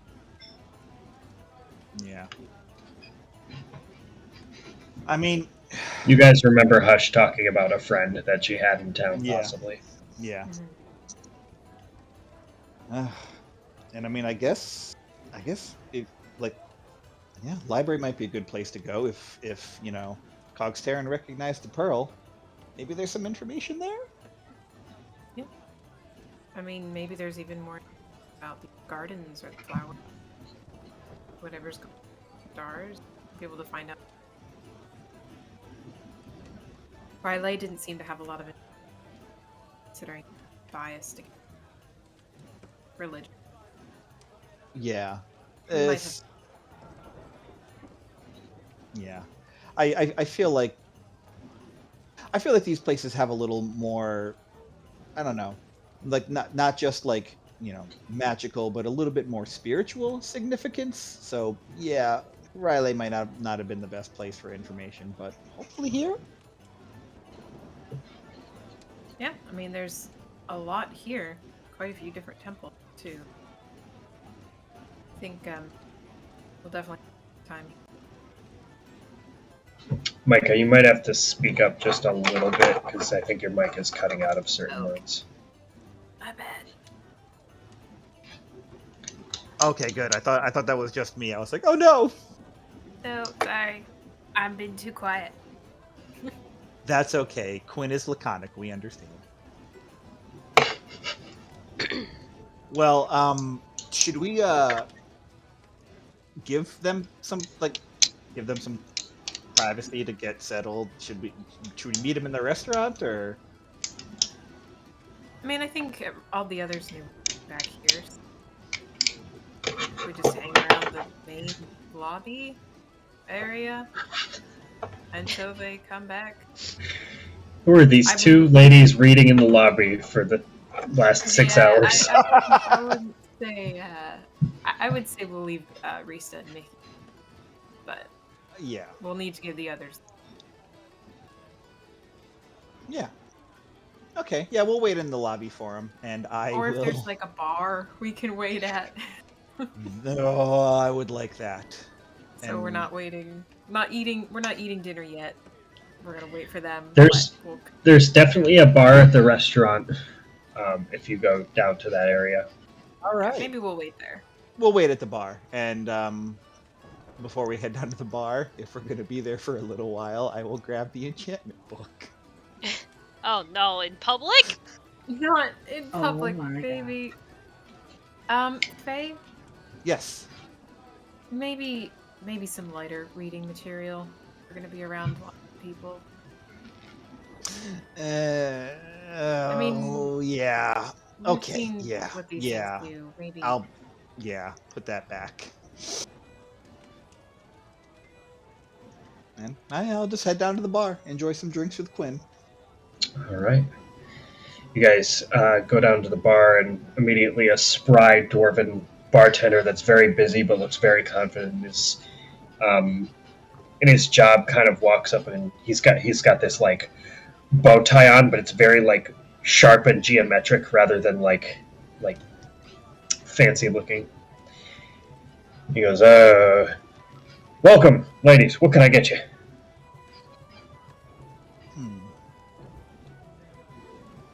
Well, Need a minute to think? I can be right back. Quinn, are you good? I mean, I'll have some drink. Kind of mead, maybe. Mead, sure thing. Get elven mead from the town across the mountains if you want some of that. It's really good. Sure, I'll try that. Something local. You got it. And for you, I would like. You know what? I'm gonna do this Riley style. I want your least favorite beer here. oh hell yeah! You want dwarvish swill ale? Yes, that sounds amazing. Like your style. Be right back. Any particular reason you're ordering this thing you have? You can tell a lot about a place when you order their least favorite or their worst beer. For instance, in a place like this, if they had given me something from like a gnomish ale or an elvish ale, I might detect little hints of racism. And also, depending on the brewery, you can learn about what maybe the not good ingredients are nearby. Surprisingly insightful. There's a method to the madness. All right. Here are your drinks. Drink up. Keep them in your stomachs. And darts off to somewhere else. Start you a tab? Start me a tab. You got it. You guys sit for a bit, drinking your beverages. and we'll catch up with Mickey and me, Rista, for a little bit. So you enter your room. It is the same design as the one that I described to them. Wow, I have never seen architecture like this. This is very nice. Mickey just kind of like collapses face first in the bed. Oh, beds. I've missed beds. Yes, sleeping on the ground outside is not nearly as fun as I thought it would be. No, it gets kind of uncomfortable, but at least we have our really comfy plush pillows. Oh yes, that's true. You can Yep. paint many more, can't you? Oh yeah, I can paint as many as we want, I guess. You know, it'd be really funny if you used all the paint to fill this entire room with pillows before we Oh my god. It would be even funnier if we filled someone else's room with pillows. Yes, that would be hilarious. How much paint do I actually have? 1,000 square feet, and you've probably used 4 square feet so far. Nice! I am famished, I have to say. I would love to draw you a bath. I need to get some food too. I mean, you're more than welcome to head down to the restaurant. I am gonna soak for a little while though, because I think I smell pretty bad. Lay there for a minute. Give it about 5 minutes, okay? Okay. Mickey is And gonna you leave can- the tub bath. You can hear her. Oh my god. You can hear her opening the faucet and, starting to draw a hot bath for you. She folds a towel neatly and kind of puts it on the stone ledge of the tub itself. And she walks over, kisses you on the cheek, and goes, I am going to get food. I am so fucking hungry. Yep, go get food. You But know. Reese, that's a whole snack right there. You know where to find me, and I know where to find you, because I'll probably be done before you're done. Because you saw the sign for the restaurant. Yeah. Yeah, come meet me for dessert. I know you love pastries and coffee and stuff. Oh yeah. See you in a bit. See you in a bit. And she fumbles with her magnetic semi-working key card and leaves the room. And she's like, I just want to make sure this works. Why the won't this thing work? And then Flip it over. Flip it over. Oh god, it goes this way? Which way do the arrows actually point? You gotta line up the arrows. Oh god.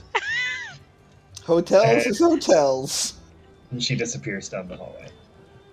And while you're using this alone time, what would you like to do? Oh. Okay. No pressure. Just rooming with a really hot lady. Okay. Cool. I'm gonna go take my fucking bath and ruminate. Alright. You sit in the hot bath, a comfort that can only be described as something you haven't experienced in a very, very long time. You've been... Well, I guess you guys did stay at a hotel in Fargoland, too. You've been outside for a while. You've been Yeah. flying on the back of a dragon scaly creature. Yep. Yeah. Been beaten into the sand. Been on a mesa. It's been a journey. And you sit there and contemplate all of the stuff that happened, and soon you slip into a half-dazed sleep. I would like you to roll a check for me, please. Ooh. Ooh. Ugh. 13? 13? Okay. Your dream, though very brief, brings you to a place where you find yourself once again walking through what you now know to be referred as the Great Canvas. You push aside some waves of wheatgrass as you push through onto this pathway. You can see out in the distance there are a few different figures, and they seem to be walking toward the two bridges as you turn your head right and see way off in the distance these two large bridges and the city behind it. The Earth Genasi figure appears to be walking very slowly through the field itself, and you can also see a white furred tabaxi woman that is walking close to him, and a human man with a set of glasses that also has another set of glasses that comes out of the front. It's like double folding, whatever that quadrifocals. But nevertheless, your dreamlike feet carry you the other way, the direction to the left, and you walk through the path and find yourself at a large tree. Stopping to look around for a moment. Because of your check, you don't get a whole ton of control over the stream. I'm just letting you know that. That's fine. You find a tree with several vines that wrap up its base, and it's this wide, wide base, and you see surrounding it bluebell flowers that appear to be kind of singing. Like they're just like humming this ancient prayer to Kier that you know, almost like a gospel, speaking straight into your heart and soul.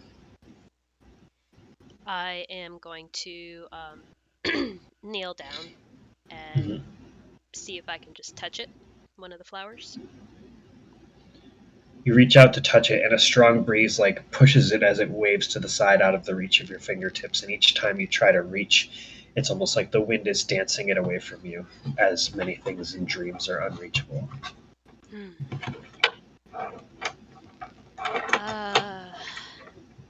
Belana?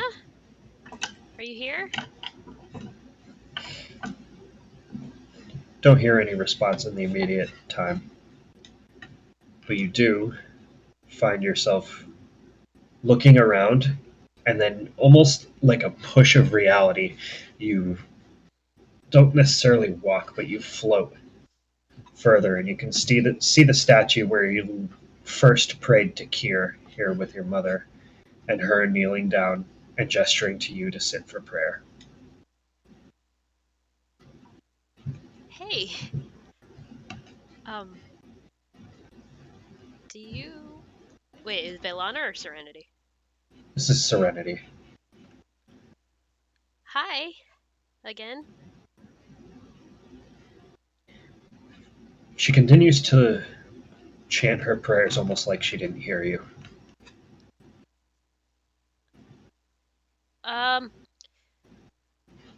Do you want me to call you Mother? Or Serenity? Mid-sentence, as you're like trying to get her attention, you feel something like almost like the wind from a creature so close to your shoulder as it brushes past you, and you look back and you can see a human person running toward the city, and then another passes by, and then you see more figures that are strolling through the garden, and they seem to be running and panicking, and you start to hear this familiar sounds of panic, the familiar struggle, the violence that you've heard in these dreams before. As you see, there's more figures that pass. You look over at Serenity, and another person passes her, and you can see her shoulder twitch like that, and she continues forth through her prayer, and a single teardrop starts to fall down her eye. And as it does, it falls onto the, it like leaps off of her chin and falls onto the ground, and as it strikes the ground, you see it splash violently, and it wakes you up. And you've like slipped under the water a little bit, and you blow a couple bubbles out of the bath.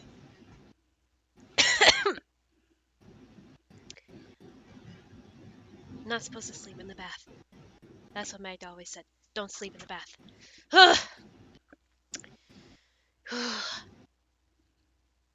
Oh, it's warm. I'll like pull myself out. That did not really seem like a great sign.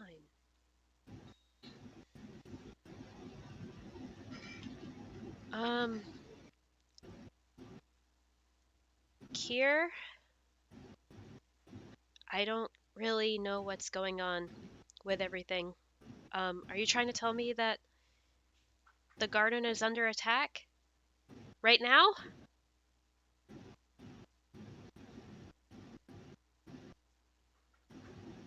Your voice is met with silence.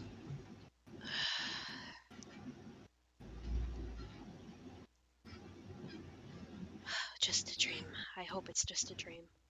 We're not ready yet. I don't even know how to get there.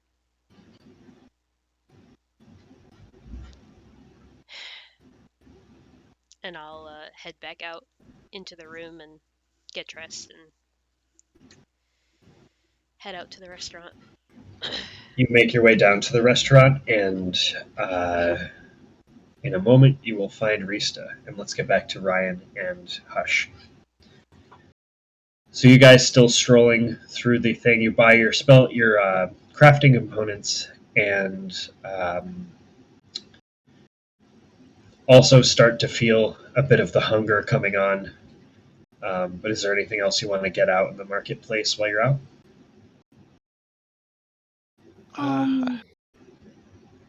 Not for me, but if Hush needs something, then I'm happy to stay. The swords. Well, the smith isn't around here, is it? Or is it? There is a dwarven smith in Forvern, or you could choose to get elven smithing done, which is in the town over, which is a little bit more of travel. Okay.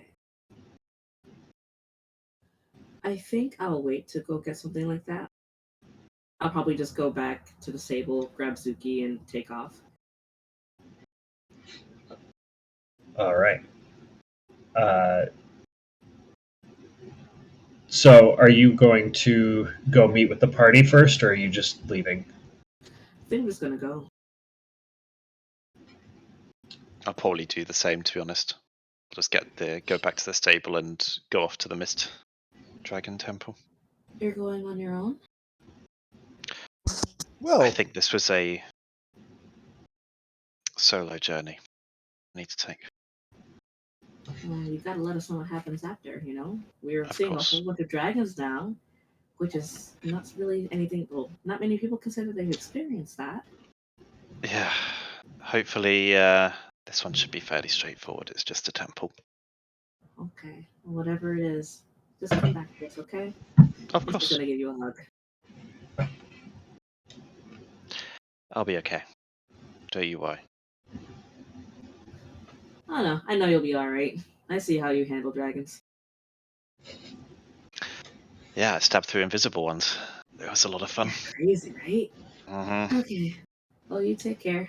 Alright, You let's go, too. Zuki. So she pulls out the two absolutely correct wyverns for you guys, like she had you all clocked with the ones that you chose, and you both take off in separate directions, flying over the mountain peaks. And I think these are two things that are going to need to be handled next week. Yep. Agreed. Guess we're gonna be waiting at the bar for a long time for these guys. I mean, you said 6 hours, so yep. All right, so you two waiting at the bar. Rista seems to come up next to you as she feels a little uncomfortable eating on her own. And she's like, I am just going to have dinner here at the bar with you guys, if that's okay. I don't want to get a table for one. I pull out a seat. Yeah, sit down. More the merrier. Excellent. Honestly, we can probably order it too. I'm tired of waiting. I'm hungry. Yeah, I have the sudden sense that we might be here for a while. Let's order some food. All right, so you guys all order some food. Do you turn in vouchers or order something a little more fancy? Oh, vouchers. All the way. All right, so you all are served a pork dinner with a giant slice of bread and some like very overly sautéed like spinach vegetable or something. Couple of ground up apples. You get a nice little dwarven dinner here. Hey, that works. Rista is like cutting it with a fork and knife and realizes that many of the dwarves in the establishment are just eating everything with their hands. She's like, okay, do as the locals do, and just picks up the slab of pork and starts biting into it. She's got grease all over her face.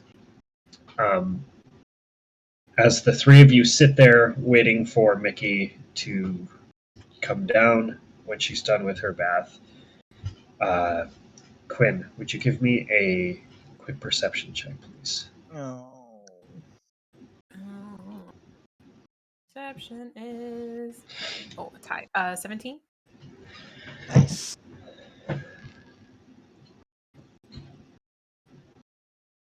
Though he's hard to see, there's a figure that's sitting next to you, just kind of sitting in an empty stool.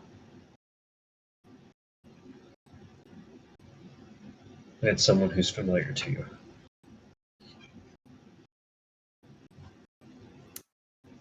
Like translucent familiar to me? Or Yeah, like he a ghost. okay, he a ghost. Good to know. Just didn't want to assume. I'm gonna kind of like turn my head just a little bit to get a better look. Turns his head, and you can see in this spectral figure, you can see the wounds of battle that so often have made you cringe and question your sanity and your reality.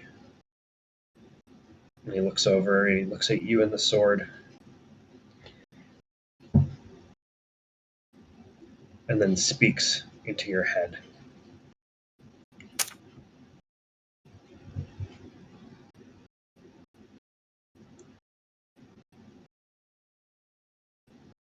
I think tonight you should stay up a little later than normal. Care for a midnight stroll? I'll kind of like glance over at the other two sitting next, glance back and give a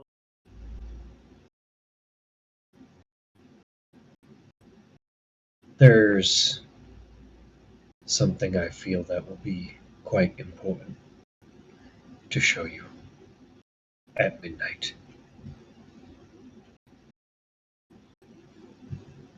I'm just gonna very, very quietly murmur, I'll be.